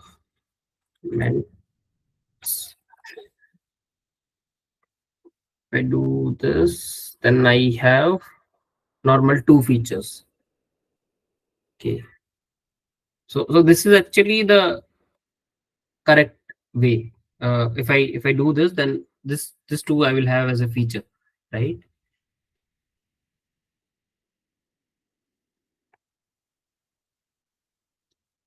But I guess that's what this is, except multiple string value for one feature, like for a movie. If I have this kind of data, then it will be converted to thriller, drama, or animation family. So I have 4 columns of that, and then one wherever it is. So first one is like thriller and drama, or drama or thriller. Then this is animation, and family. And third point is nothing, just year, so zeros for all and the year. Okay.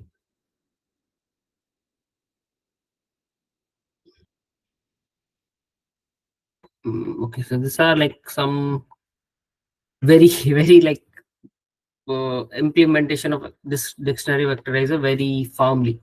That's what like this is like I don't remember this whole thing. I do whenever I require, I do search it and I apply it. Okay, so I would expect you also do this, but for Sir, everything, just remember it. sir, dictator will by default do one not encoding on categorical variables. Yes, categorical variable. Yes, categorical data. It won't do that It will ordinal do encoding, right? not ordinal, one hot encoder. No, is there some parameters to set that? No parameter to set that. Like not ordinal encoding.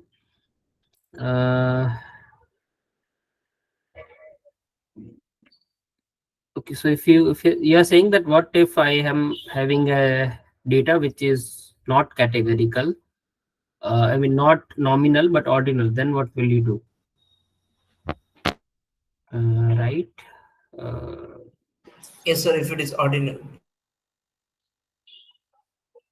Okay, is there anything?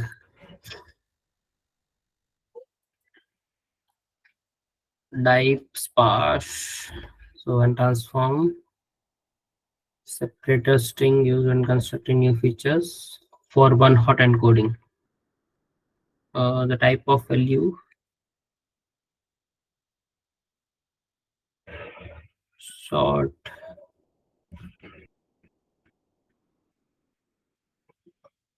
okay full.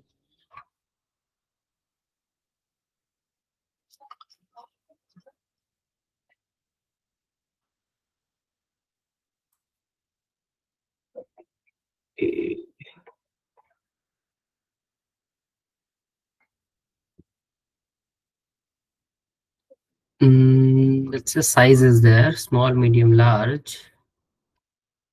Then what will happen? So I have, where is it? I have this. I have size instead of city. And if I apply this, I will get that one, which I don't want.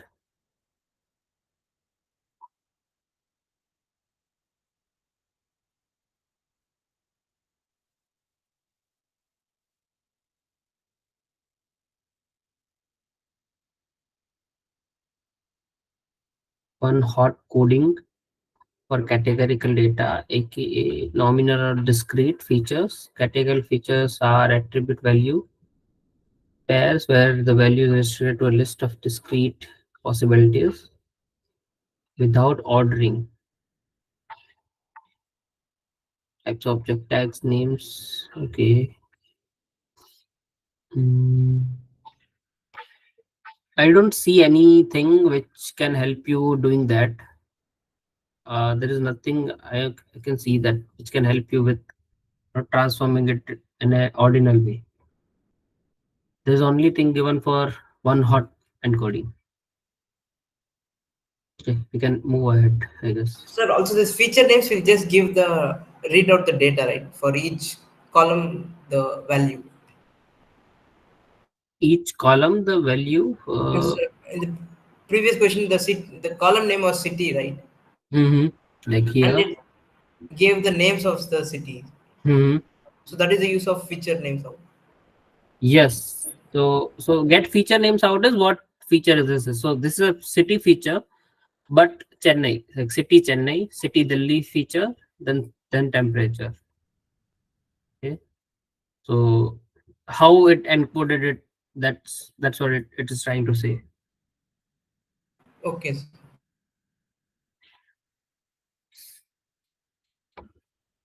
Dummy regressor using strategy constant quantile equal to b. Okay, which of the following are correct? Multiple options may be correct. So A belongs to First one and last one. okay. Why is that? Why? Because we can set constant value, any value, and the quantile must be in the range 0 and 1. Yeah, quantile must be in 0 to 1. That is true. A, we can set anything. So that constant will not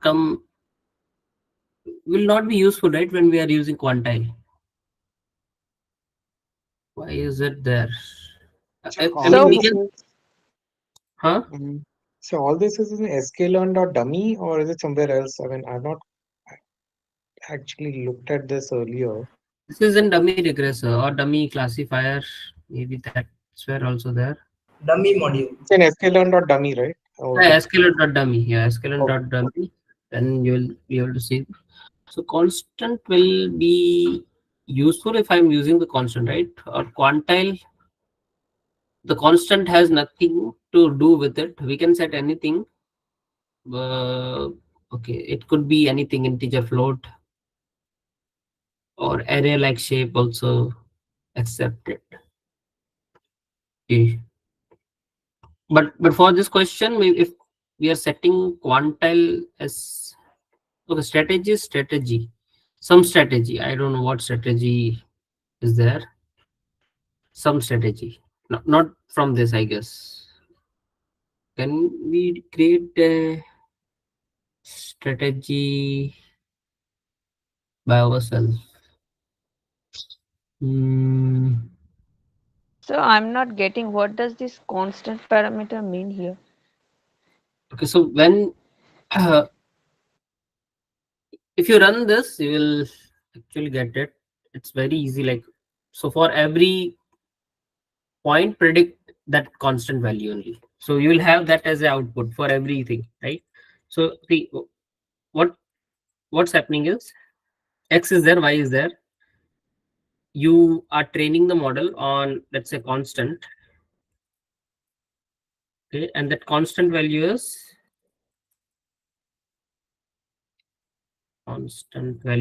let's say 50. Okay, which is out of y as well, out of x as well. Nothing, nowhere you will see y. You fit it, you predict. Okay, you predict, and for all the points, you will have the prediction as 50 as output. Okay, see, it's saying that all the points has 50 as output.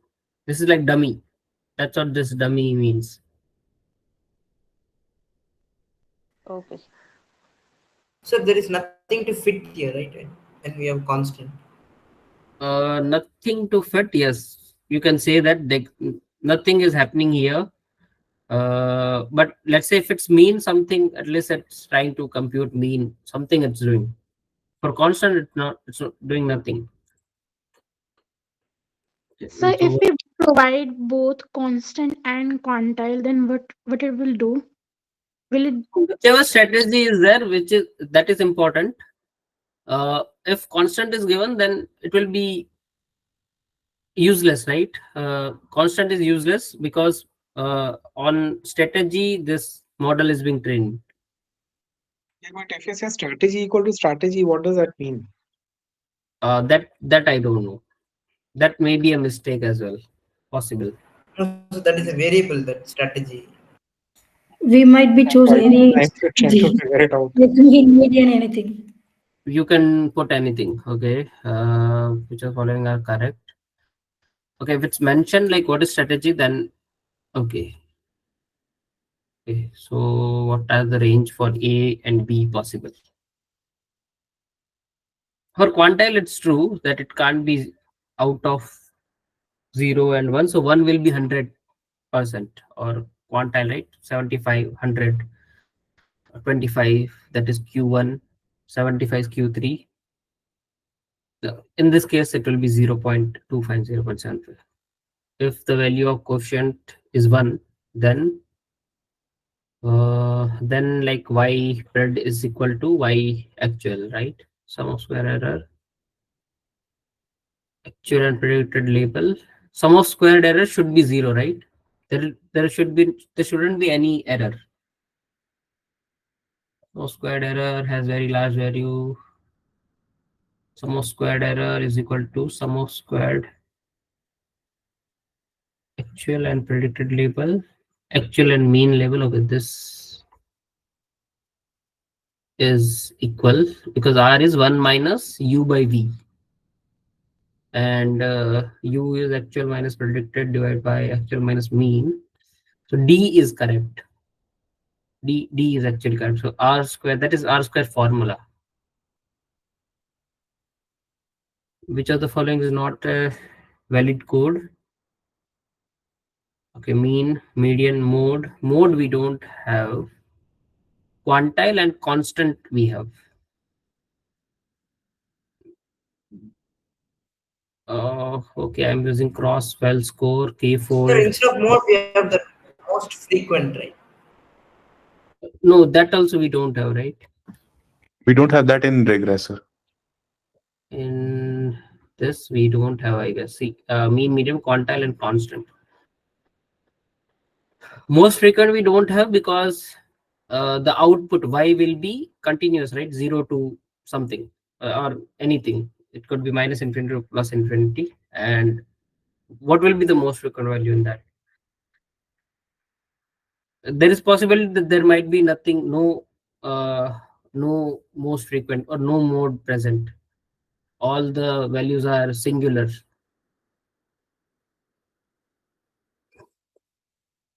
SQL model selection. Sorry, in question number 13, you told that D is correct, but in answer, A is shown correct.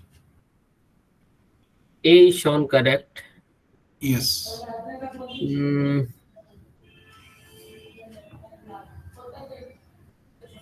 So if Yeah, A is correct because sum of squared error, if it is 0, that means it is perfect.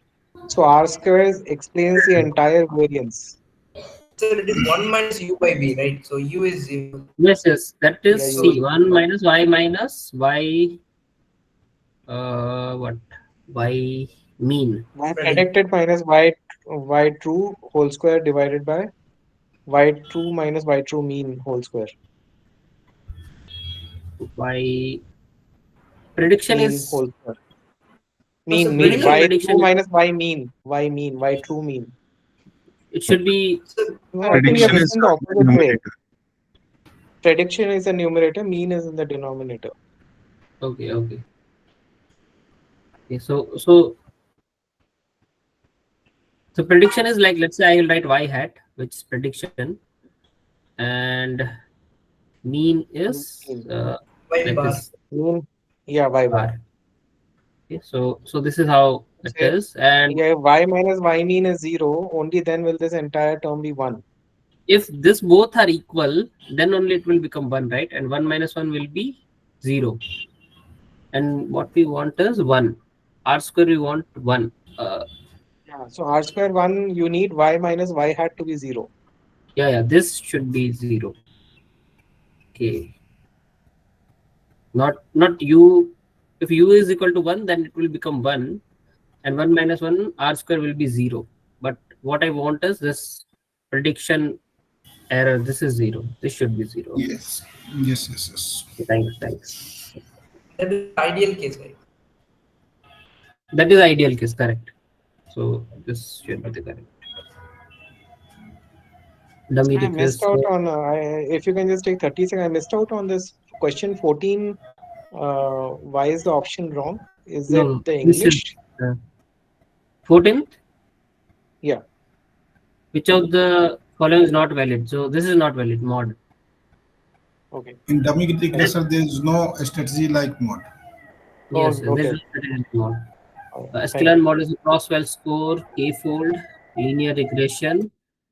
Okay, I'm using k-fold, 5 split, random state none, linear regression, scoring, where x and y are feature and label. Okay, in each run, it uses 4-fold for training and 1 for evaluation. So what we have to do? Select the correct options. iterations. Okay, is it? Okay, this is true actually. In each run, it uses 4-fold for training and 1 for evaluation. It shuffles order of data samples and then split it into 5 folds. A random state is none. CV. So by default, it will shuffle. By default, it will shuffle.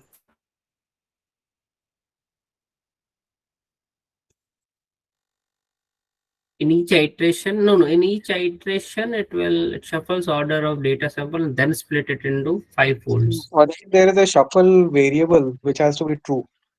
Yes, which has to be true. So by default, it's true or false. It's false by default.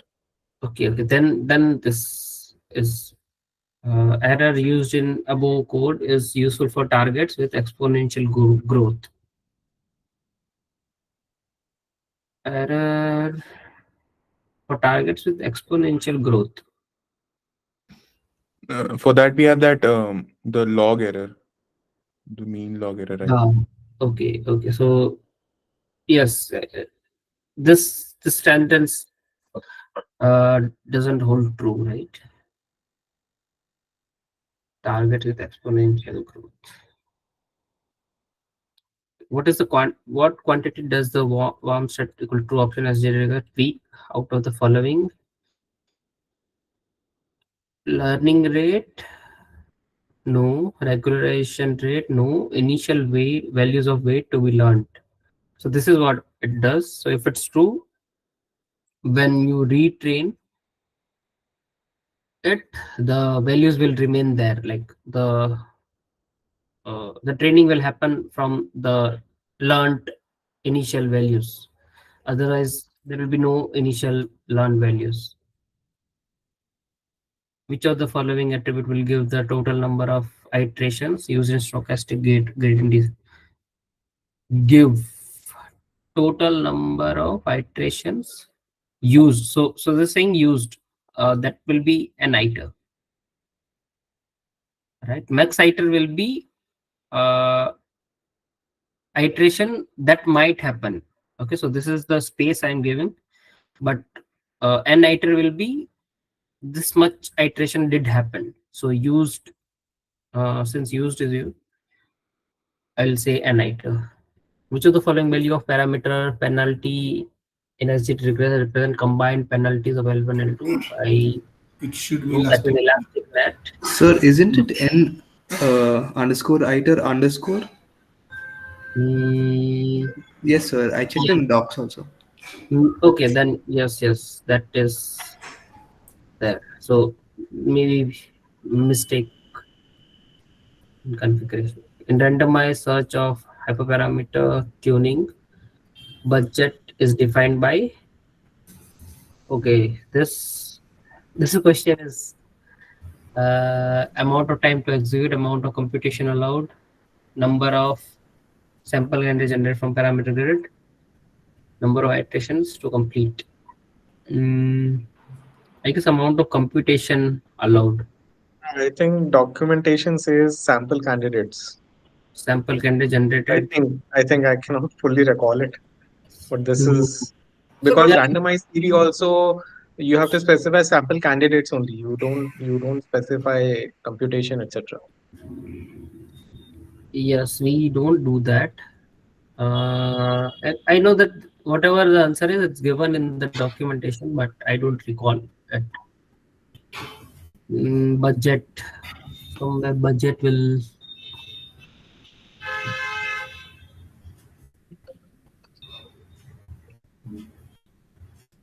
What?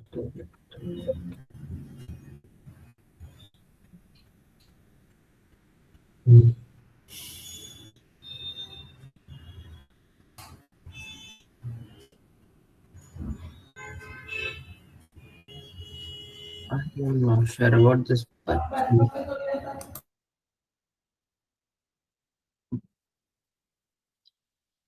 So question is on grid search. it's a random. It's on grid search. I gave randomize as an example that in randomize you give sample candidates, but question is on. Oh, I'm so sorry. I was looking at the wrong question. Looked at the next Oh, one. is there any another question also? Same. No, there's the next one in question 20. You're talking grid search. I got confused. Okay. So this budget in randomized search. In randomized search, definitely it is sample candidates only. Yeah, it's given in somewhere given in the documentation. I also recall that, but I don't recall what it is. Like out of this, maybe if you search it, you will find it. Okay, which so for I will go with your words that number of sample candidates generated from parameter grid. Actually, number of sample candidate generated from parameter grid. There's a parameter for that. See, this one. Which one? N iter. Number of parameter setting that are sampled. This one helps doing that. N iter. So I'm not sure what is budget then. Generated. So I think in the lecture it is. Number of iterations to complete. Amount of computation allowed. Okay, some. If it's there in the session, maybe if you recall, that will work. So I will leave it. Okay, this question is too much recalling. I don't recall that. SVM and dataset as model grid has CB iris. I'm the data kernel. Okay, this is on it's a CV, and how many candidates model will be created. So I have SVM is not there, right, for Quiz1. 2 and 2. Yes. So this SVM. Yes, so this is not there for Quiz1. SVM is not there, but grid search is there. So actually the question is on grid search, but they use SVM. They use some parameter and all. I don't know. It can be a correct question or not. So it can be in the syllabus question or not. Depends. But for this one, we'll see. Right? I don't think there are any out of syllabus question for the quiz, upcoming quiz. Yeah, SVM is not there, but as standard scalar, this and pipeline scaling, then applying a classifier. Want to find the best C through grid search. Okay, so this all values I'm taking, and how to do that. The param grid should be whatever the name is there in the pipeline, which is classifier. So classifier underscore C, and then I will give this one. Yes. Right? This is the okay. Okay. So see, mostly I think you will be able to solve in the quiz. Just go through this SQL documentation, read few things here and there, and how does it work. Otherwise, the implementation part, I think you know most of it. See, you know how to, if you know how to do this and all, I don't think so you will find any different. How feature extraction work, what is feature selection, which features are there in selection, which are discarded, why they are discarded, is there anything related to that. So I think it's very easy.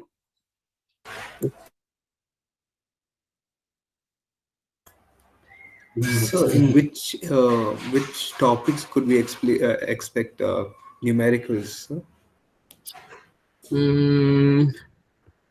Which topic? Scaling part you can expect. That's where the question is. Where else can you see? Maybe in linear regression. I'm not sure about that. linear regression is there, right? So I don't think there will be too much numericals which are like you need mathematically like you have to solve or something. Mostly related to like maybe scaling and encoding, also something related to encoding you can expect. Okay, So- so these topics, sir. Hmm. Other than these, we won't be having much, right, sir? Yeah, no, not much numericals. Maybe one or two, not more than that. Otherwise, you will mostly this quiz is based on recall, memory recall part. Okay, not you don't require too much of IQ or something. If you are able to recall it, you can solve this. Okay, sir. Thank you. So in question number 19, what does that HPT, what is the full form of that? Hyperparameter tuning. Okay, okay. Okay. So let's say this feature selection is there, estimator and features to select, which will give steps, verbose, importance, getter, ranking. So see, in this a ranking is given, right? So based on this ranking, the decision comes up which features will get selected, right? So if somebody asks what is this feature ranking, that's how we'll know that which feature are going to be part of the selected feature matrix. The It will mask be of ranked based on the score, right? Score or the error. score or error. Sorry, a score or error will not be here, right? That is an score. I guess score is there in feature selection. Other part. This is wrapper based. If it's a filter based, it's there.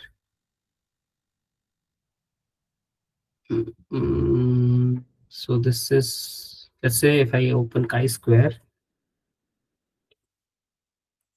in the score will be there something f1 score.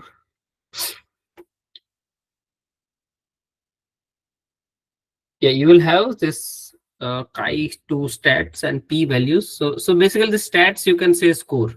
Okay, this much score they are getting. So higher the score, more likely to get selected, and lower the p value, more likely to get selected. Okay.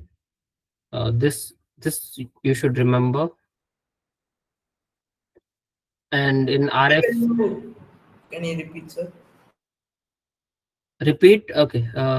If you have higher this score, whatever it's there. So currently it's chi-square statistics.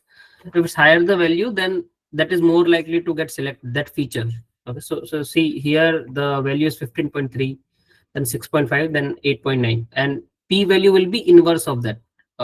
If you have low p value, that feature will get selected. Low p value. So see here the low value is there, and then this has lower value than this one. Okay, so since let's say if the question is which feature will get selected first, then that will be this feature. So whichever the first column is, then this will get selected, then this will get selected. I am saying based on this chi-square statistic value. And if just p value is given, then reverse of that, the lower the p value, it will get selected, right? Like you used to do in null hypothesis. So here the null hypothesis is all the column doesn't contribute anything to the feature. That is the null hypothesis. So you have to prove that wrong. How will you prove that wrong? If it's a lower p value, then the null hypothesis will get rejected, right? And alternate hypothesis will be accepted. The null hypothesis is that they're not contributing. Yes, they are not contributing. That is null hypothesis. And let's say if it's F classification, same thing, like F statistics is there. So F statistic value should be higher and P value should be lower. Okay.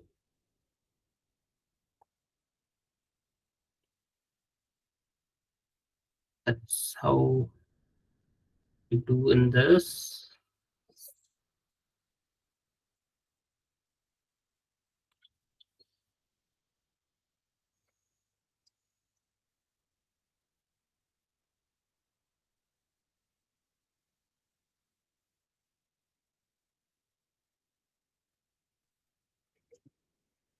if it's a like, let's say variance threshold or something, what is there in that? Variances are given. So variances are given. That means if higher the variance, that will get selected, right? That will not get removed. So feature with training set variance lower than this threshold will be removed. So lower threshold columns will get removed. If higher the variance, that column will not get removed. So strictly lower than or less than or equal to? Strictly, the default is to keep all the features with zero variance. I guess so. So since the threshold is 0, and if somebody has 0 variance, that will get removed. Okay, so strictly great. Strictly which one? I will say. So in one of the quizzes, previous quizzes, they said when it was equal to 0 for one of the rows, all the values were the same. So it was the variance was equal to 0. Yes, so that will also get removed, right? So it was actually put as may not. They didn't say it will be removed, may not. That was the right answer. okay, so but it will be like definitely. So since 0 is the default, so see here the threshold is given 0. If you run this, I don't know if is there any 0. 0 0. So, okay, so this the first column will be it removed. was 0 variance and it got removed, right? So that means equal to also will get removed. Lower than equal to will get removed. Oh, okay. Lower than equal to, okay? Strictly lower than and equal to will get removed. No, sir, only for 0 it happens. Sir. For other threshold, if you set other threshold, it will be strictly lower than, not equal. Are you sure? How is that possible? I don't think so. It's possible. Okay, let's see. We can here in that example 3 is removed. Na?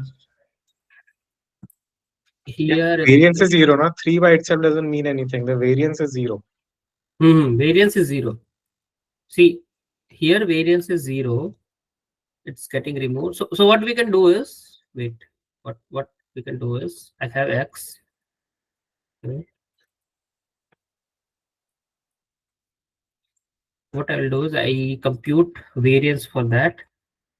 So NP dot, how is it computing?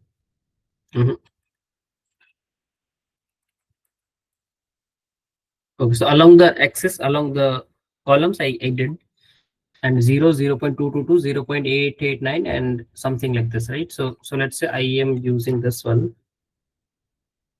Okay. What if I have 221? No, 201. This is 667. Not a good one. Not sure because this is like it's ending at 2 or not. I'm not sure. Should end somewhere, right? So variance says I will compute first mean.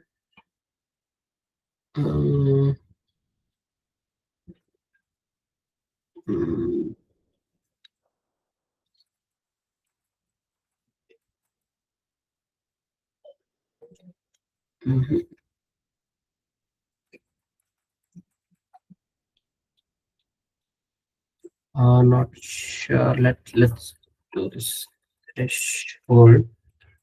See, if you know some numbers which has variance equal to some integer value, then we can do this. So I think for that you'll have to add another row because we have 3 rows, right? So it will always be a.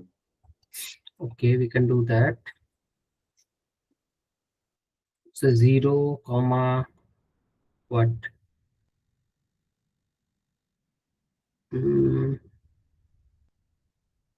I put 0.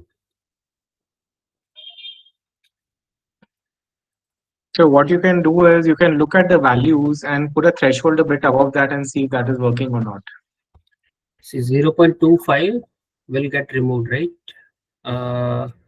This has lower than 0.25. This is equal to 0.25, though still it got removed.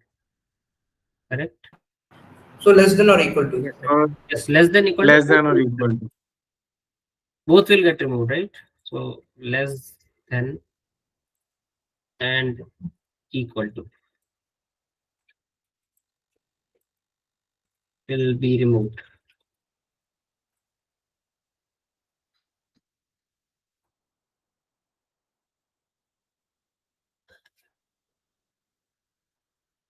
I have select percentile, select k best. So in this k best and all, you can select the how much columns you want, 5, 4. You can select the k value, and score function you have to select. So let's say here chi-square, based on chi-square selecting, right? So this chi-square and all, which we see earlier, are for helping this kind of select k base, select percentile, this kind of feature selector. It will help in selecting that. Okay? This chi-square it will just compute the chi-square. That's all it will do. But how many you want to, how many columns you want, that is being decided by this k, right? K equal 20, and on what basis? Score value or the p value. Both the same, like score should be high, p should be less. Opposite. Okay, because that's one hot encoder, ordinal encoder, how it works. Categories, how to write the categories of ordinal encoder, one hot encoder to make it, like correctly. Like if you have like small, medium, large, something like this is there, and this is how it should be, right? 0, 1 and 2. But alphabetically if you read, then L will come first, and then LM medium, then small, right? But this is incorrect. So how to correct this? Is you have to use categories feature, and then inside that you have to write this thing in 2D bracket, right? This thing.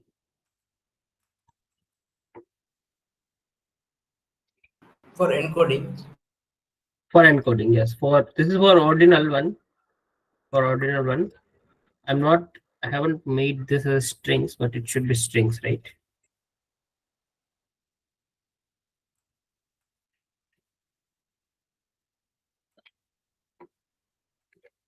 Yes, so this is for ordinal.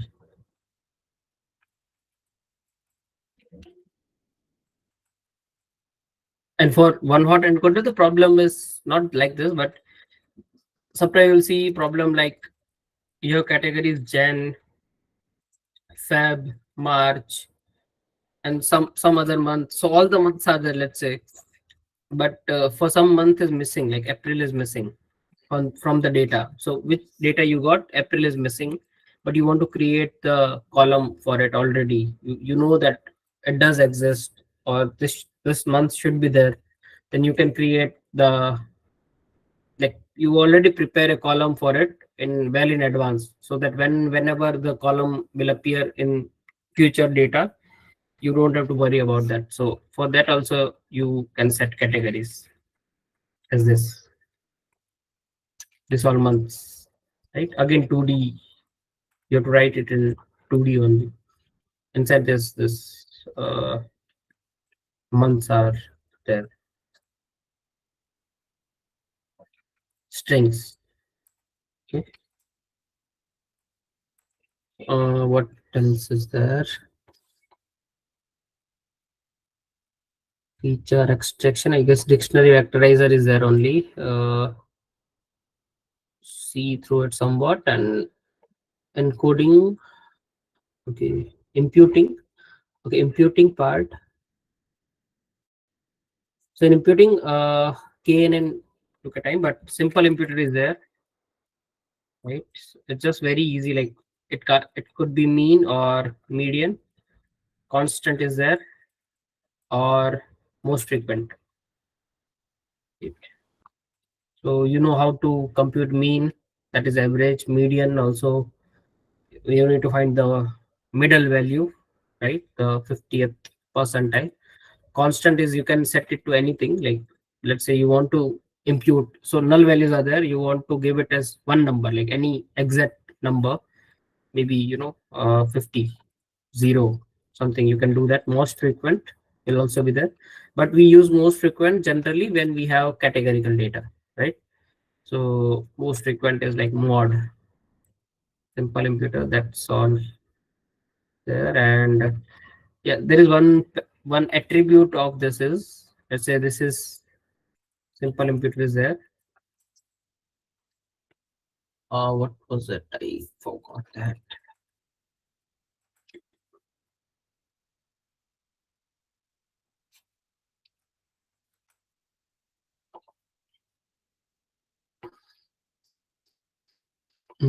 Strategy. So statistics. If you write the statistics, you will have the values. Whatever statistics you use. So mean, median. What was the value of that, right?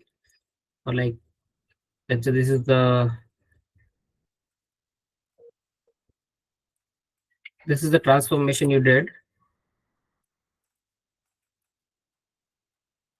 Okay, and earlier like mean was present here somewhere, and you want to know what is the value. So 3.5 is okay. You can see it from here, but let's say if it's not given to you, this say only fitting was done. There is fitting done there, and what is being imputed, you can write like IMP mean dot statistics.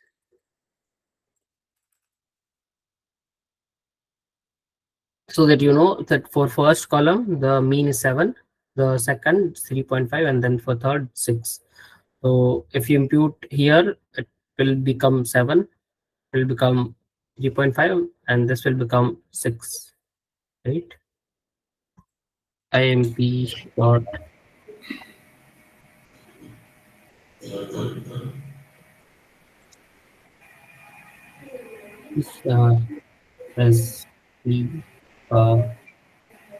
as we predicted, like that, right? I think mostly. So can you please go to the previous code, sir? Previous code? Yeah, collab file. So I think after, if this is before fitting, if we apply transform, then the output will be different, sir, for Before statistics. fitting, you can't transform. No. I mean, if I apply fit underscore transform, then if I check with statistics underscore, then I think the output would be different, sir. No, it won't be. Same. Okay. Same. Wherever you are fitting, that's where it will learn. So let's say you are doing fit transform here, right? See, wherever you are fitting, that is from there this answers are coming up. So wherever you do fitting, that you have to remember. Transform is just a transform, just convert it. The computation will not happen there.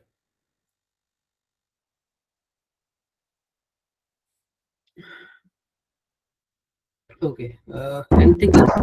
Yes, for us the division part is over. Okay. Sir? Yes. Yeah, go ahead.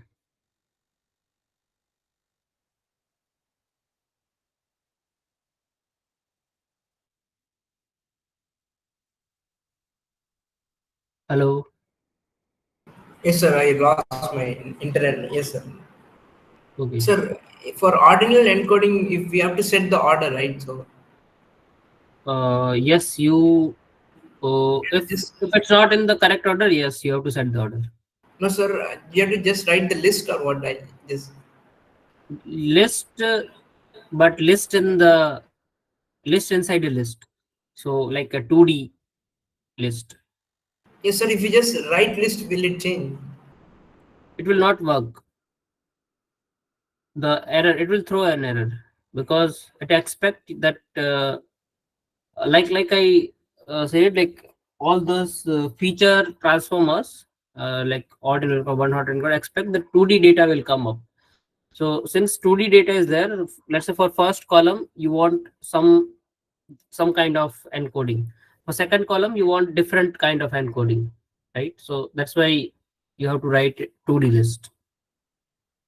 Yes, sir. Where should we should write it inside the Categories feature. The sorry, parameter. Categories parameter. In that you have to write. This parameter will be there, right? Categories. If you go to let's say one hot encoder,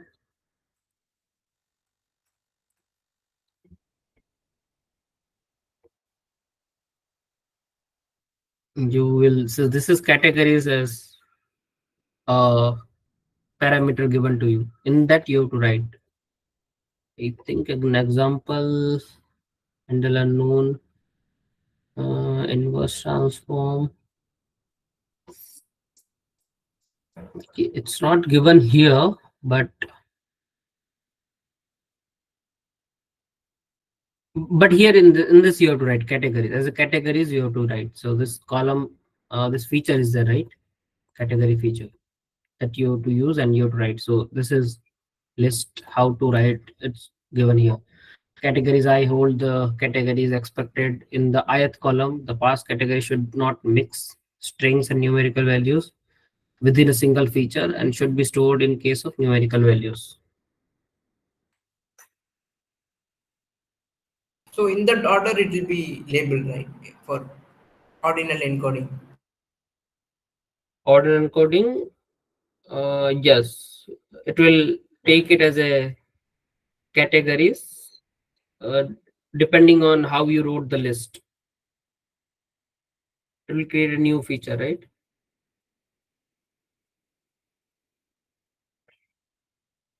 Okay, sir. So inside that object, we have to just write categories equal to the 2D list, like array. Yes, 2D list. So like this is the example. Like this you have to write. This is not in string, but it should be string.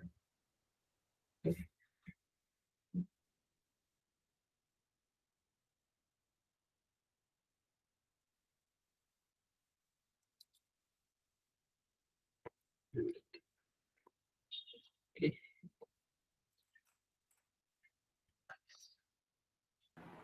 And for one not encoding, if we write that, if we give a list, right? So the first item in the list will be 0 and next will be 1. Second. One item will be no, depending on the row. Let's say the row is let's say this is the column, right? Jan. Then January. Then the next is Feb. Right. Again, let's say Feb. So the encoding will be like 1 0 0 0. Then here like 0 1 0 0. And here also again 0 1 0 0, right? Let's say if it's April, then the encoding will be like 0 0 0 and 1. So this is how the columns will get generated, right? So this will become, the first one will become Jan column. You can say that Jan column is this one, and then you will have this Feb column, then you will have March column, and then let's say April column, right? So this is how the columns you will get after encoding. But let's say like what I was saying, that let's say March was not present or April was not, in this case let's say March was not present in your data set, right? Then it will not create a column for that in advance, but you want that because you know that something like this data is going to appear soon in future data or somewhere wherever you are collecting the data from. It's going to come up. So that's why you are pre-planning it and you are creating a column for it. This is like this very I would say edge cases. It's not like very much you'll see in regular machine learning problem. Sometime it happens, and then you want to create it, so that's why you create it.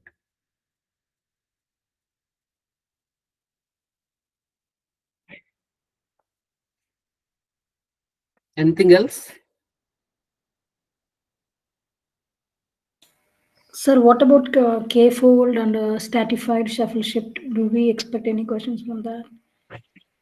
Yes, you can expect from that. So K-fold is nothing but like 5-fold we create, right? Something from that. Stratified, if you are doing stratified shuffle split, then the what do you call that? The ratio of each class will become similar after the split, right? So That means same, sir? I mean, equal? Or it will be equivalent, not equal, but okay. almost equivalent. Okay, Equal, so almost equal. Okay.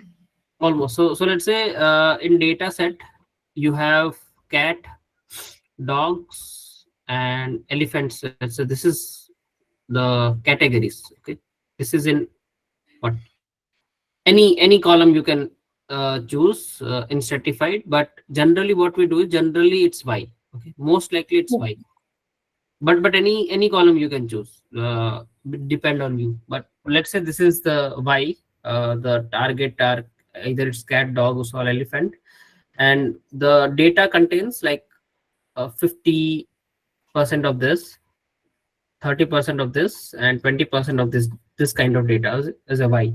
You Okay. want to split it. Okay, you do train test split, just the normal train test split you are doing. Okay. Normal train test split. Then what is happening is it will shuffle. Okay, it will shuffle, and then it will take something like, let's say you choose 80-20%. So the possibility is that cats and dogs come here. Okay, Yes, sir. and elephants are here. Now this is not a good split, right? Yes. You are training your model on this, but But testing we are on this testing one. on different, yeah. This is a wrong way. If something like this, generally it doesn't happen, but if something like this is happening and you want to make sure that this doesn't happen, then what you do To is you do overcome this, we are using stratified, sir. yes, Okay. To overcome this problem. yes. To overcome this problem, you will use stratified shuffle split. Okay. Okay. And in this you can give the parameter on what basis you want to stratify this. So let's say the y you give, then what happens is the ratio after splitting, like train and test, will have almost similar. So like this is 0.5, 0.3, 0.2, and same thing here. I'm not saying equal, but equivalent. Okay, Okay. there Okay, is sir. very minute difference, Difference. but Almost it's same. okay. Thank you, sir. So the distribution of train and test will be similar. So Yeah, distribution will be similar. Train and test similar distribution. Here anything is possible. It will shuffle, then split it. The top 80% is there, 20 here. Here it's not the case. It will shuffle and do everything, but it will be in a the ratio will be maintained. The distribution will be maintained. It will come handy when you have imbalanced data set. Imbalanced data set type of problem, this will come handy. Because one class is like 98%, another is like 2%, right? So 2%. In that case, like most likely what happens is this training will have something from this only, right? Nothing from here. Nothing from here. So that's when you will use stratify solve split. In k-fold, the data is there. We create the fold of it. So we divide the data in multiple folds, right? So let's say if k is equal to 5, then this how we do it. Then we use first 4 for training and then test on this. Then in next part, the same split is there. Okay. We use maybe let's say different 4. Let's say this 4 for train, and this one for test. But not like all the parts will use it. Okay. So this is the first version, second version, then third. So all the variation of this will be there. And based on that, let's say we got whatever score we got here, let's say 0.98, and here we got 0.97 and 96. We'll take average of this all as a score, average score. Okay. Okay, sir. So that's where we'll use k-fold. Anything else? Shuffle split. Huh? The shuffle split. Shuffle split. That is train test split, right? No, so you create 5. It'll split the train and test set for 5 times or. Yes, 5 times. 5 fold it will create. One is training set and one is test set. So this 4 fold will be used. This much data will. So let's say 5 folds are there inside this. So but this one will be used for training. This one will be used for testing. Now you have like 5 component of it, right? 5 like this. So, sir, if it is asked like how many models will be trained using this, then it is 5. How many models? Yes, 5. How many models? Yes, 5. The Yes. same combination. Okay, same combination. Combination is not. Yeah, combination is not changing. Combination will change when you are using grid search only. When you are using grid search or something, that's where the combination is changing. Otherwise, not changing. Okay, sir. Sir, in shuffle split, it will not make the create fold, sir. It will take the train split as train and take test data for 5 times. 5 times. Why is that? Why 5 times? No, if we specify the parameters, the fold as 5. Yes, then that is what you are Number of saying, right? Splits. Yeah, splits will be 5. Okay. Then it will. So your question is, it will not shuffle or it will shuffle? No, sir. In shuffle split, if we use number of splits equals 5, let's say. Okay, let's say k equal to 5. Okay. Then it will split the data into train and test set for 5 times. 4, 5 times? No, not like that. The data will be divided into 5 parts. Okay, 5 parts, and one part will always become test set. Okay, out of this 5 part, one part will become test set, and So that is the rest 4 will be. The CV parameter will decide. The CV parameter will decide how many times it will be repeated. Yeah, so CV is actually k-fold only. CV is k-fold. But without, if you just write the integer, it will become k-fold. Sir, in the case of shuffle split, first of all, we don't have any CV parameter, and secondly, the k will basically be the number of iterations that we are running. Yes, sir. The number of splits. It won't create the folds. Shuffle split. Yeah, because the whole idea of a shuffle split is that after each iteration, we'll again basically split the data because it's shuffle, it's randomized data, right? So it does not even make sense to have, like, for example, 5 partitions and then. So you're talking about splits in the sense that we are not taking static data and splitting. You're saying shuffling. So split does not, the k-fold does not make sense as a term here. Yeah, what I mean is basically, like, in this case, the splits is basically the number of iterations. I think it's just because of that, to maintain the API, the configuration. Yeah, you're right. You're right. And Sir, I think in yeah, go ahead. Sir, I think in shuffle split, In each iteration, we'll shuffle the data and then split it into train and test. And in the next iteration, we'll again shuffle and split it into train and test. Okay, I don't think so. It Every will shuffle every time and then split it again. It will shuffle every time. That's why a shuffle split is there. Still very likely to. And one more doubt, sir. If the random underscore state is equal to 0, then will it produce the same result or different results at every time, sir? Same result. If it is 0. I am not sure though, but I guess it will generate same result. Yeah, 0 is just another number. Another random state. Yeah, that's what I think. No, what I meant is if it is greater than, if it starts from 1 to any number, then it will give the same output. But if it is 0, then it will be considered as a number or. I don't know. You can run it and maybe check. Okay. Run the code if you are interested.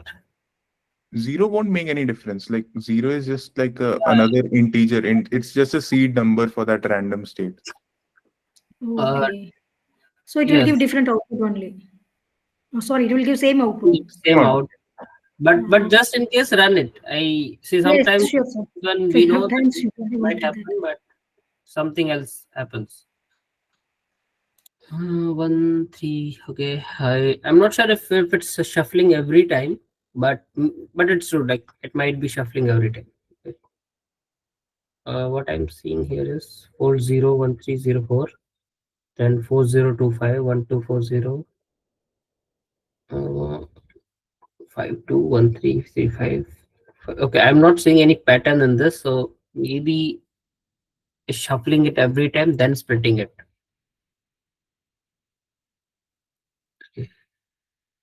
Okay, anything else?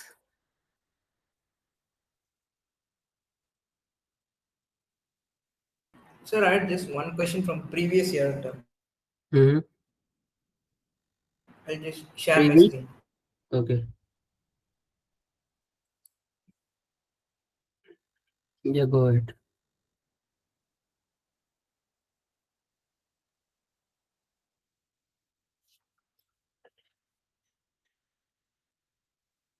Yes, sir. So this is the question. Okay, this is this is same as what we solved just now. You know, the one city one. Feature 1. The feature 1 is there, then feature 2 is also there, then feature 3. So 3 features are there.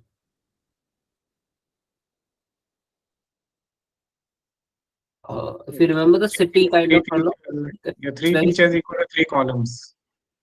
3 columns.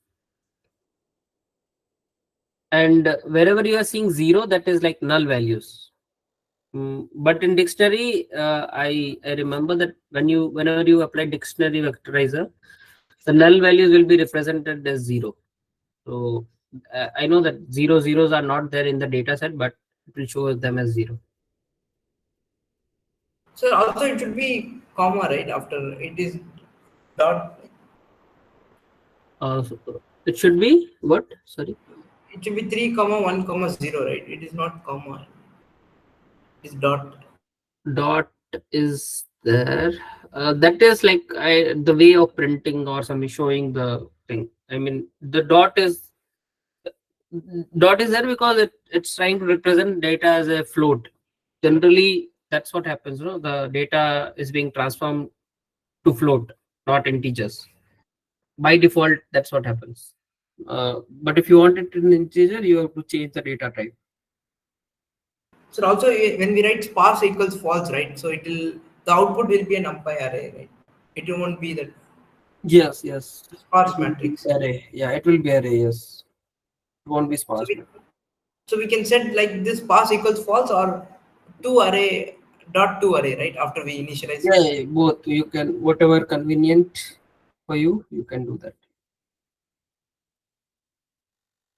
Okay, sir. Thank you, sir. Yeah, sure. Okay, anything else?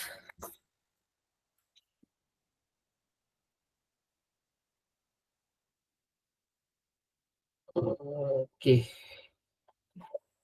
Okay, bye then everyone. So tomorrow 4 to 6 we have another revision session. So Swarnim sir will take it. He will explain pandas and all to you. Revision session of pandas. Okay. Okay, sir. Thank you, sir. Thank you, sir. Yeah. Thank you, everyone.